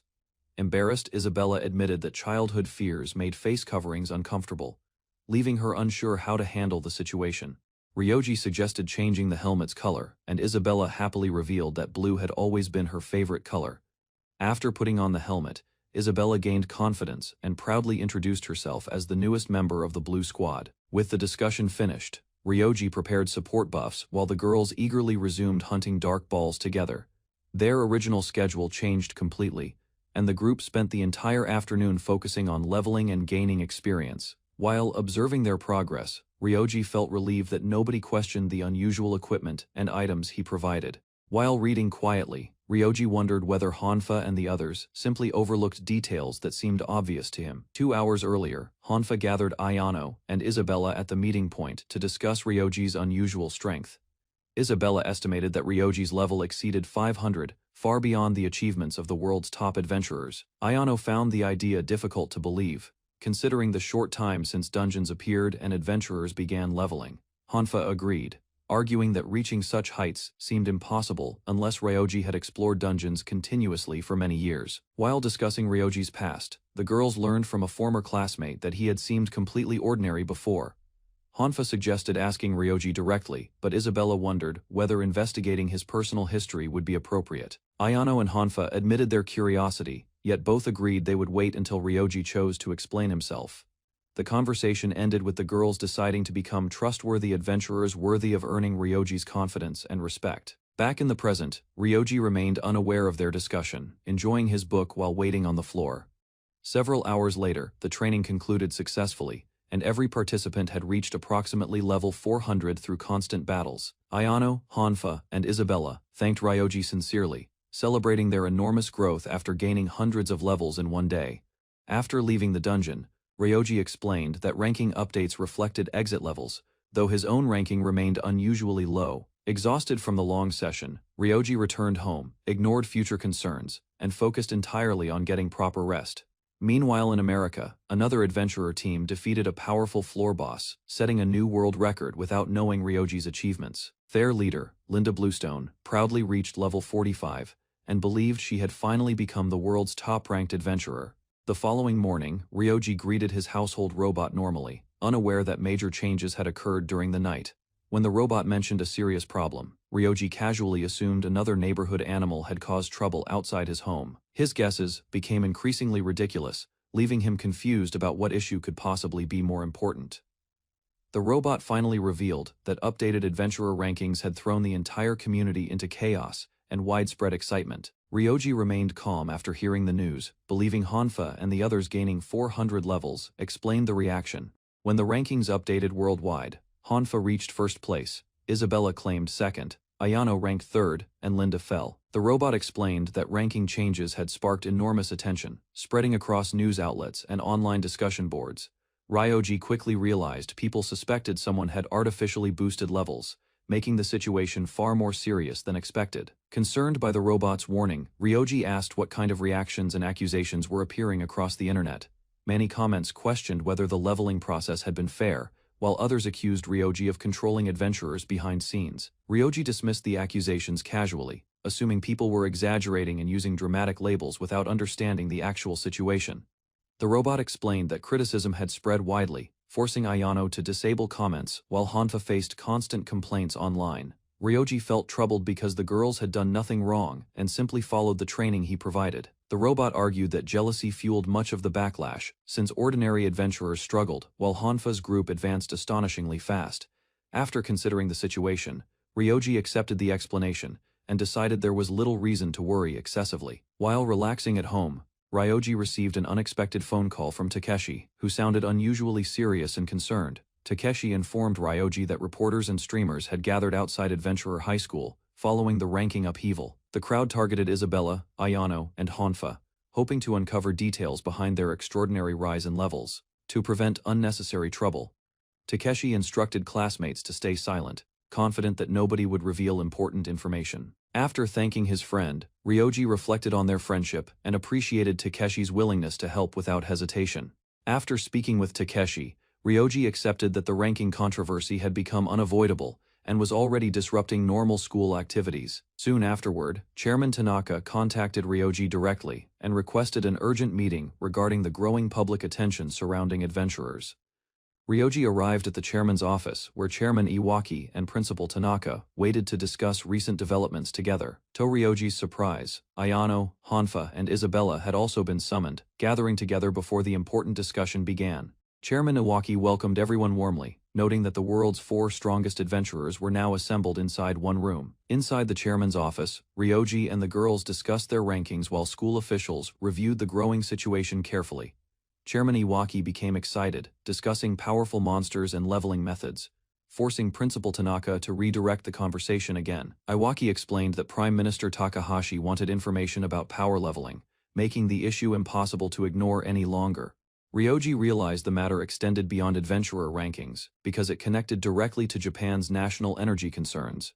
Before arranging a meeting with the Prime Minister, Iwaki asked whether Ryoji planned turning power leveling into business. Ryoji rejected the business proposal immediately, explaining that Hanfa and the others represented exceptional circumstances rather than a repeatable model. Ayano, Isabella, and Hanfa reacted to his words, each showing affection and trust toward Ryoji during discussion. When Chairman Iwaki confirmed his decision, Ryoji firmly stated that power leveling caused trouble and was not worthwhile. Accepting his answer, Iwaki asked the remaining participants to share their opinions regarding the controversial leveling arrangement. After discussing together beforehand, the girls agreed that respecting Ryoji's wishes mattered far more than gaining additional levels. Ayano explained that Ryoji's safety equipment helped countless adventurers worldwide, creating benefits far greater than power leveling only a few people. Chairman Iwaki listened carefully to Ayano's argument and agreed that her perspective captured the true significance of Ryoji's work. Iwaki thanked Ryoji sincerely, believing his inventions and contributions had helped humanity maintain stability despite increasing dungeon-related threats worldwide. The girls promised to support Ryoji whenever possible, while he quietly kept his personal motivations hidden from everyone present. As the meeting reached its conclusion, an urgent call from Kojima interrupted Ryoji, requiring his immediate attention elsewhere. After leaving the meeting, Ryoji returned Kojima's call and learned she wanted to discuss an urgent matter requiring immediate attention. Although surprised by the request, Ryoji agreed without hesitation and promised to rearrange his schedule for the meeting. Kojima appeared rushed and instructed Ryoji to wait at home, promising she would arrive and explain everything soon. When they met, Kojima revealed that a message had arrived from the President of the United States through official channels. She explained that the American president planned an unofficial visit to Japan and wanted a direct meeting with Ryoji. Kojima reassured Ryoji that protecting clients from financial risks and legal problems remained an important responsibility within her profession. While traveling together, Ryoji noticed Kojima seemed unusually cheerful, suggesting the upcoming meeting carried positive expectations for her. The pair arrived at the United States ambassador's residence, where Kojima promised to protect Ryoji during any negotiations. Inside the residence, President Bluestone personally welcomed Ryoji and Kojima, thanking them for attending the important meeting. After exchanging greetings, President Bluestone asked about interpretation services, but Kojima volunteered to handle communication for Ryoji herself. Kojima expected to translate during the meeting, but Ryoji revealed that adventurer growth improved intelligence and language abilities significantly. President Bluestone introduced Linda Bluestone, America's top-ranked adventurer, who immediately approached Ryoji and examined him with curiosity. After observing him carefully, Linda remarked that Ryoji seemed weaker than expected. Though far more attractive in person, Linda's unexpected comments caught Ryoji completely off guard, leaving him stunned as he tried understanding her attitude. Once introductions ended, President Bluestone redirected everyone's attention and prepared to discuss the true purpose behind their meeting. The president requested DTJC film dungeon raids across America and asked Ryoji to power level the nation's strongest team. A little earlier, Ryoji Furuya arrived with Kijima-sensei before the meeting. They used the extra time to review important matters. Kijima-sensei confirmed that Ryoji was responsible for the widely discussed power leveling. Ryoji calmly acknowledged the truth. After understanding the situation, Kijima-sensei explained that careful responses were necessary to avoid problems during negotiations with America. Ryoji listened attentively and once again recognized Kijima-sensei's reliability. Her planning gave him confidence before the meeting. Kijima-sensei revealed that the United States offered generous rewards and requested power leveling support and dungeon recording assistance. The discussion moved to payment. American officials offered enormous compensation for dungeon support and future power leveling requests. Hearing the proposed amount, Ryoji was caught off guard. Even Kijima-sensei's prediction had not prepared him completely. The officials remained calm while Linda appeared worried. Ryoji carefully considered the offer instead of answering immediately. Linda sensed Ryoji's discomfort and suspected the negotiations had become unfair. She tried to understand his position. The American representative reassured Ryoji that any reasonable amount would be accepted, leaving the final decision entirely to him. Ryoji was surprised when the Americans promised to pay any amount he requested. He glanced toward Kijima-sensei for guidance. After thinking briefly, Ryoji decided to explain his true motivation. His dungeon videos were never created for money. Ryoji accepted the opportunity to film an American dungeon, but declined additional payment, believing his streaming income was sufficient. His answer shocked the room. Linda and the American representative immediately objected, fearing the decision would create larger problems. Linda insisted that Ryoji underestimated his value. She believed his videos protected countless lives and deserved proper recognition. Ryoji admitted he was not skilled at handling major negotiations. Remembering past mistakes, he carefully considered every option. After looking toward Kijima-sensei, Ryoji decided not to rush. He requested one day to think before giving his answer. Kijima-sensei formally informed the president that they would review the proposal and return with a decision tomorrow. The president accepted the delay and expressed confidence in Ryoji. Meanwhile, Linda urged him to think carefully. After the meeting ended, Kijima-sensei drove Ryoji home. Feeling exhausted, he reflected on her dependable support throughout the day. After returning home, Ryoji faced teasing from Mechub. He immediately denied any misunderstanding about his time with Kijima-sensei. While resting on his bed, Ryoji continued thinking about the American proposal. He still could not reach a decision. Ryoji admitted that accepting the offer felt uncomfortable. He disliked making important choices, while feeling pressured by others. Mechub reminded him that hesitation inside a dungeon could be dangerous. Ryoji understood the advice, but remained conflicted. When Ryoji worried about money, Mechub revealed its successful investment results. The news eased his concerns and gave him another perspective. After a long night of thinking, Ryoji finally reached a decision. He chose to reject power leveling payments completely. Before contacting anyone, Ryoji received a message from Chairman Iwaki. Mechub immediately began making strange assumptions again. The message revealed a proposed adventurer tax. Ryoji was shocked after learning how much money could be taken. According to Iwaki, the proposal was still under discussion. However, the situation appeared serious enough to demand attention. Ryoji silently considered the consequences. Mechub warned that excessive taxes would drive adventurers overseas and weaken the nation. After hearing about the proposed tax, Ryoji blamed himself. He wondered whether his actions had caused the problem. Ryoji believed his free dungeon videos made adventuring appear easy. He feared people misunderstood the dangers involved. Mechub disagreed and reminded him that many adventurers survived because of his guidance. The responsibility was not his alone. Before Ryoji could dwell on it further, a message arrived from Takeshi. Mechub quickly noticed his gloomy mood. The message revealed that Takeshi was bored and wanted company. The unexpected invitation distracted Ryoji from his worries. To clear his mind, Ryoji visited Takeshi. The friends spent time gaming together while Prototwai watched nearby. During their match, Takeshi refused to use easy tricks. He preferred winning fairly, even if it meant losing. Prototwai joined the conversation and proudly introduced itself. Its confidence amused everyone and lightened the atmosphere. After several games, Takeshi thanked Ryoji and Protoi. The relaxing evening helped him enjoy himself again. Before leaving, Takeshi shared important news. Their overseas school expedition had been moved forward, and dungeon training in the United Kingdom would begin soon. After parting ways with Takeshi, Ryoji reflected on their friendship. He appreciated that Takeshi had genuinely worried about him. Ryoji remained deep in thought. Takeshi's visit had lifted his mood, but his decision still carried serious consequences. The next day, Ryoji met the American representatives again. Before discussing anything else, he asked about future adventurer taxes. The president firmly denied any plans for special taxes. Instead, America encouraged adventurers by offering benefits and incentives. With his concerns resolved, Ryoji presented his conditions.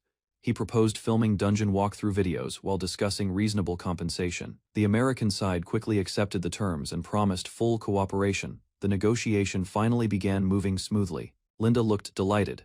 As the discussion reached a positive conclusion, the atmosphere in the room became noticeably lighter. Just as everyone expected the meeting to end, Ryoji revealed that one important issue still remained unresolved. When Ryoji revealed another concern, Linda expected a serious problem. Instead, he admitted that power leveling a top adventurer would be difficult. The group listened carefully without interrupting. Encouraged by their reaction, Ryoji continued explaining his thoughts. Ryoji was surprised that Linda accepted his concern calmly. He had expected her to oppose him immediately. Using Isabella as an example, Ryoji explained that extreme power levels could become dangerous if placed under the wrong control. To clarify the scale, Ryoji described strength far beyond ordinary adventurers. Even powerful dungeon bosses would become insignificant before such power. Ryoji's comparison confused everyone. Linda, Kojima-sensei, and the president struggled to understand the scale he described.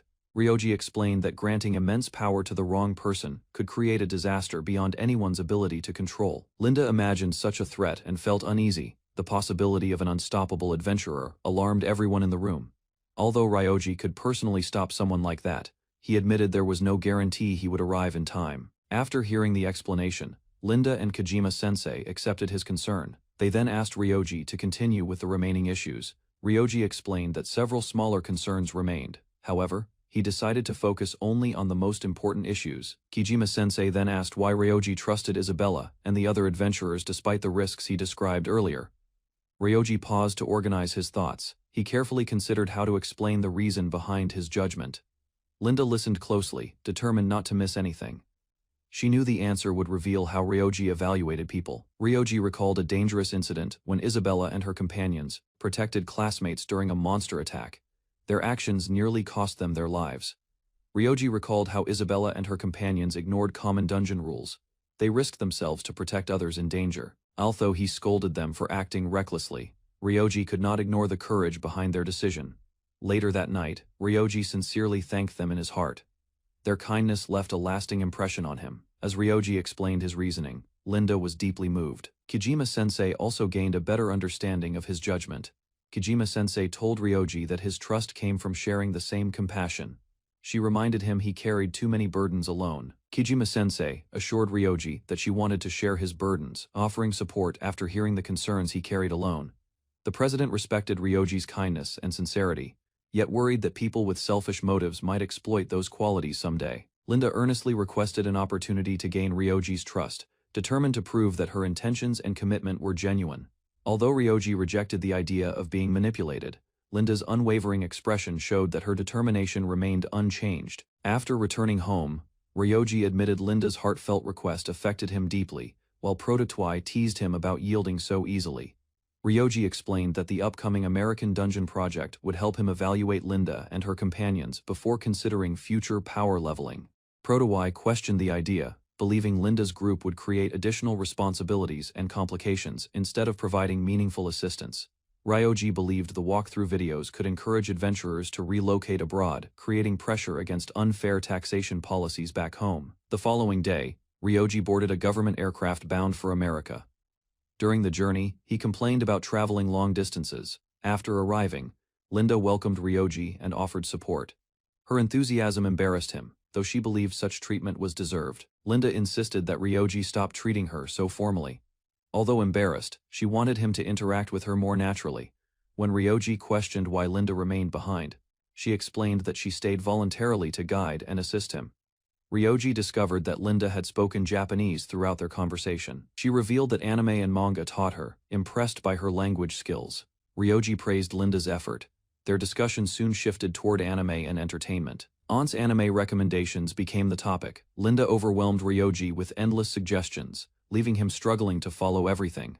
Ryoji reflected on Linda's enthusiasm during the flight. Although unconvinced by her logic, he considered her increasingly trustworthy. After spending time discussing anime with Linda, the long journey passed quickly, and Ryoji arrived in America without boredom. The team traveled to California and reached Yosemite Dungeon. Following their preparations, Ryoji gathered everyone before filming began. Once recording started, Ryoji introduced the Yosemite Dungeon walkthrough and explained that the video would include information for gunners. Before entering the dungeon, Ryoji asked the gunner assistants to introduce themselves, preparing viewers for the upcoming exploration. Before entering the dungeon, Linda and the other assistants introduced themselves on camera while wearing matching outfits and helmets.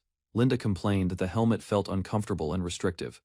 Ryoji reminded her that protecting her identity remained important. After interrupting a successful recording take, Linda caused extra work for the team and forced everyone to restart. Ryoji offered to hide Linda's face during editing instead. Hearing that Isabella wore her helmet changed Linda's mind. Not wanting to lose against Isabella, Linda immediately put the helmet back on. The filming session then continued smoothly. Inside Yosemite Dungeon, Ryoji directed the filming team while support drones recorded footage. Linda's group followed his instructions carefully. The American top party demonstrated impressive combat ability against approaching monsters. Their coordinated attacks produced excellent footage for viewers. As the dungeon grew more dangerous, Ryoji continued recording alone. He believed the deeper floors remained too risky. After completing the walkthrough project, Ryoji prepared to announce his final decision regarding the long-discussed power leveling proposal. Ryoji declared that the group had earned his trust and accepted the request. However, he warned against betraying it. Despite accepting the request, Ryoji declared that he would bear full responsibility himself and offered everyone a final chance. Inside the Oval Office at the White House, surrounded by officials and his own party, Ryoji Furuya stood frozen as Linda Bluestone quietly warned him this was his final chance to back out. Linda Bluestone, celebrated as the world's fourth-ranked gunner, smiled confidently and declared she had no intention of backing out. Confused by why Ryoji would even suggest such a ridiculous idea to her. Turning proudly to her teammates, Linda insisted nobody in her party would ever chicken out, and both Mike Northwood and Kirk Reynolds immediately agreed, insisting they too refused to abandon the operation. Meanwhile, Franco Gemma silently considered the benefits of the paid livestream contract, reasoning quietly to himself that no sensible person would ever choose to walk away from such a lucrative opportunity. Yet when directly questioned, Franco surprised everyone by admitting he wanted to back out, confessing he could not bear being watched forever by the world's strongest DTJC, apologizing awkwardly for his change. Linda misunderstood his words completely, her heart pounding as she reinterpreted watched forever to mean that Ryoji himself intended to keep his eyes fixed on her for all eternity instead. Ryoji calmly reassured Franco that judging when to retreat mattered greatly, admitting he too withdrew immediately whenever situations grew dangerous, insisting there was nothing shameful about choosing safety over reckless bravery. Realizing her mistake, Linda quickly corrected herself in front of Franco, insisting he was no coward at all, while Franco simply smiled and told her not to worry about the misunderstanding. The President of the United States personally thanked Ryoji Furuya for accepting the paid livestream role, shaking his hand firmly, while expressing sincere gratitude on behalf of the entire nation. Linda cheerfully agreed to the schedule, and Ryoji explained he needed 2 days to prepare, revealing the livestream would take place inside the dangerous dungeon hidden within the Rocky Mountains region. Walking away afterward, Ryoji quietly acknowledged that only one problem still remained unresolved, his expression tightening as he silently prepared himself to face that final lingering complication before returning home. Later that night, Linda grew worried when Ryoji stopped answering his phone entirely, eventually walking down the hallway herself and knocking gently on his door to check if he was awake. Meanwhile in Japan, Ryoji had already teleported back to his own house, quietly announcing his return the moment he stepped through the front door into the familiar comforting darkness of home. Lying contentedly on his bed, Ryoji praised how convenient teleportation truly was, joking about instantly returning to Japan, while his robotic companion nudged him awake, and casually mentioned his illegal entry. Startled by the comment, Ryoji sat upright in alarm, questioning what he should even do about accidentally committing illegal entry, unsure how immigration rules worked in this unfamiliar foreign country. His hooded robotic companion suggested he simply relax now that he had returned, warning him firmly never to use teleportation unless facing a genuine emergency, lest he risk getting caught somewhere. The robot then asked whether Ryoji had already replied to Hanfa and his other worried friends over Lime, startling him since he clearly had not yet answered any of those messages. Ryoji admitted he was terrible at hiding things and found explaining himself exhausting, especially given the confidentiality surrounding his work, insisting he had already told them he would never accept PL jobs. Sprawled lazily across his bed while being nudged again, Ryoji declared he felt too lazy that day, and decided he would simply reply to his worried friends sometime tomorrow instead. Staring at him silently, the robot pointed out that Ryoji constantly worried about his girlfriend in that other world, yet seemed perfectly at peace, now while ignoring friends who feared he had died. A gentle kiss brushed against his forehead as Ryoji stirred awake, questioning what that sudden affection was about, though his girlfriend simply hummed softly without offering any real explanation for it. The doorbell suddenly rang at the house, and when Ryoji slid the door open to answer, a suspicious figure wearing sunglasses and a DTJC cap stood waiting silently outside the entrance. Ryoji immediately assumed she was a salesperson and politely declined, apologizing for not being interested, only for the mysterious visitor to call out and ask him to please wait a moment. The girl was revealed to be Sanzanin Ayano, the world's third-ranked adventurer and a level Sibai Arshawu great sage, and Ryoji cried out her name in complete disbelief at her sudden appearance. Confused, Ryoji asked why she was not overseas with the others for training in the UK, and Ayano confirmed she should have been there, admitting she had secretly used teleportation instead. Realizing the seriousness of the situation, Ryoji panicked internally, recalling he had been ignoring everyone's messages on Lime, worrying that Ayano, being an impressively high-level great sage, would surely interrogate him. Ayano quietly explained that she had secretly returned to Japan because she simply could not resist the urge to see Ryoji's face again, admitting her feelings without any hesitation whatsoever. Ryoji nervously tried explaining himself, insisting he meant no harm by ignoring the Lime messages, stumbling awkwardly as he attempted to bring up the topic of his unanswered replies. Smiling warmly, Ayano expressed how relieved she felt, seeing that Ryoji had not changed one bit, her gentle expression showing genuine happiness despite the weeks of unanswered silence between them. She reassured him not to worry about the messages at all, urging him instead to focus entirely on his own important matters, leaving Ryoji quietly touched by her thoughtful understanding before leaving. Ayano bowed respectfully and declared that no matter what happened, everyone held complete faith in him, walking away calmly after delivering her sincere and reassuring parting words. Sitting alone afterward, Ryoji admitted he did not fully understand her feelings, but wondered aloud whether her reassurance meant he no longer needed to explain his prolonged silence to anyone. His robotic companion revealed that Ayano had actually come to visit every single day, admitting they had been pretending nobody was home, leaving Ryoji quietly processing just how worried she truly was. Inside the Rocky Mountain dungeon on a designated power leveling day, Ryoji stood on the first floor facing three confused Iwaki gunners waiting for his lesson. The three gunners protested that reviewing basic knowledge felt pointless for fighters already this experienced, yet Ryoji insisted everyone's understanding needed a careful double-check. Linda agreed, admitting he had a fair point, while Ryoji noticed how easily she had accepted his explanation compared to her teammates.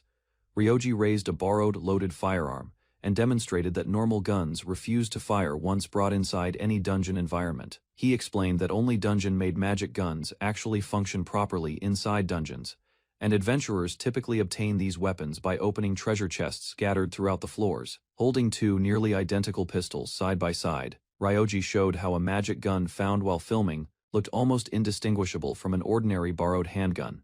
He revealed the unsettling truth that this magic gun had originally belonged to someone who died deep inside the dungeon long ago. Linda recalled information from the Dungeon Exploration Information Channel, explaining that items left behind for 24 hours get absorbed and possibly converted into dungeon treasure. The Iwaki gunners suddenly straightened up and saluted the magic gun solemnly, treating the weapon's tragic origin with unexpected respect and reverence. Linda apologized for interrupting before identifying the handgun as an M17, the standard sidearm once issued to United States military forces. She continued softly, explaining that early dungeon exploration efforts deployed soldiers who lost their lives, meaning this gun likely belonged to one of them. Ryoji quietly wondered whether his own favorite gear might someday become treasure chest loot if he died somewhere no one could ever reach. Linda noted that gunners excel specifically at handling magic guns, though the job itself remains mediocre, without relying heavily on ranged combat. She added that magic guns draw their real strength from enchanted bullets, allowing even level 1 gunners to deal devastating damage output. Linda insisted weak magic guns produce weak damage, and running out of magic bullets instantly leaves any gunner practically defenseless in battle. Ryoji reminded everyone that assumptions about dungeons can prove fatal, so confirming even familiar knowledge together remained absolutely worth their time. He unveiled a slime mucus target built for testing, noting Iwaki's own protective gear, likely used similarly soft yet impact-resistant dungeon material. Ryoji announced they needed baseline data from an ordinary person first, prompting nervous Kojima-sensei to volunteer despite having no adventurer traits whatsoever. Encouraged to repeat yesterday's practice, Kojima-sensei steadied her stance and fired the magic gun with visible determination and nervous focus. The bullet struck weakly and barely dug in, but Linda then demonstrated, firing with practiced precision as a leveled gunner. Confidence radiated from Linda as she declared her shot flawless, while Ryoji confirmed the bullet had landed dead center just as anticipated. Leaning closer to inspect the mark, he noted its power matched Kojima-sensei's result exactly, then stepped up to fire his own shot.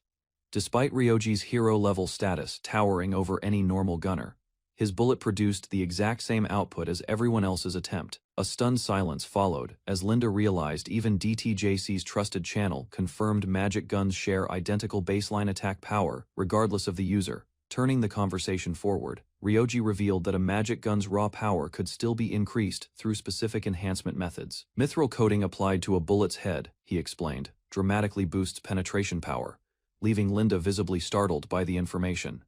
Naturally acquiring this technique required the advanced skill gunsmith too, something gunners typically unlocked only after reaching level 100. Eyes widening with excitement, Linda asked whether her own team could someday reach that level and gain similar enhancement abilities. Disbelief spread across her teammates' faces, as they wondered just how many years reaching level 100 might realistically require. Realization dawned on Linda that power leveling sessions like this one could shorten that grueling climb considerably faster than expected. Pulling an item box from his side, Ryoji mentioned that larger magic guns generally translate into far greater destructive output. An imposing M82 anti-materiel rifle emerged next, a dungeon-obtained weapon he had personally modified to fire noticeably stronger magic bullets. Gratitude filled his voice as Ryoji offered to cover Kojima-sensei's fee, praising the valuable data she had provided earlier. Meanwhile, the group waited quietly near the entrance, watching Kojima-sensei depart with visible satisfaction written across her expression. Softly smiling, she admitted this dungeon visit had fulfilled a dream she'd secretly held onto for years. Something about the atmosphere unsettled Linda, and doubt crept in as she wondered if Kojima might also be a rival. Promising a swift return, Ryoji left briefly, prompting Linda to silently scold herself for losing focus during their training. Nearby her teammates chuckled, commenting on how endearing Kojima-sensei's shift from professional composure to shy nervousness truly seemed. Once Ryoji returned, holding a faintly glowing dungeon core, he explained it would instantly transport them toward today's chosen floor. Refusing further questions for time's sake, he led the group straight into the 500th floor's eerie, unfamiliar landscape. Deciding to postpone deeper explanations, Ryoji instructed the trio to keep hunting as quickly as possible for now. Following his advice, Linda positioned her rifle, aiming toward the sphere as core before the deafening shot echoed violently across the field.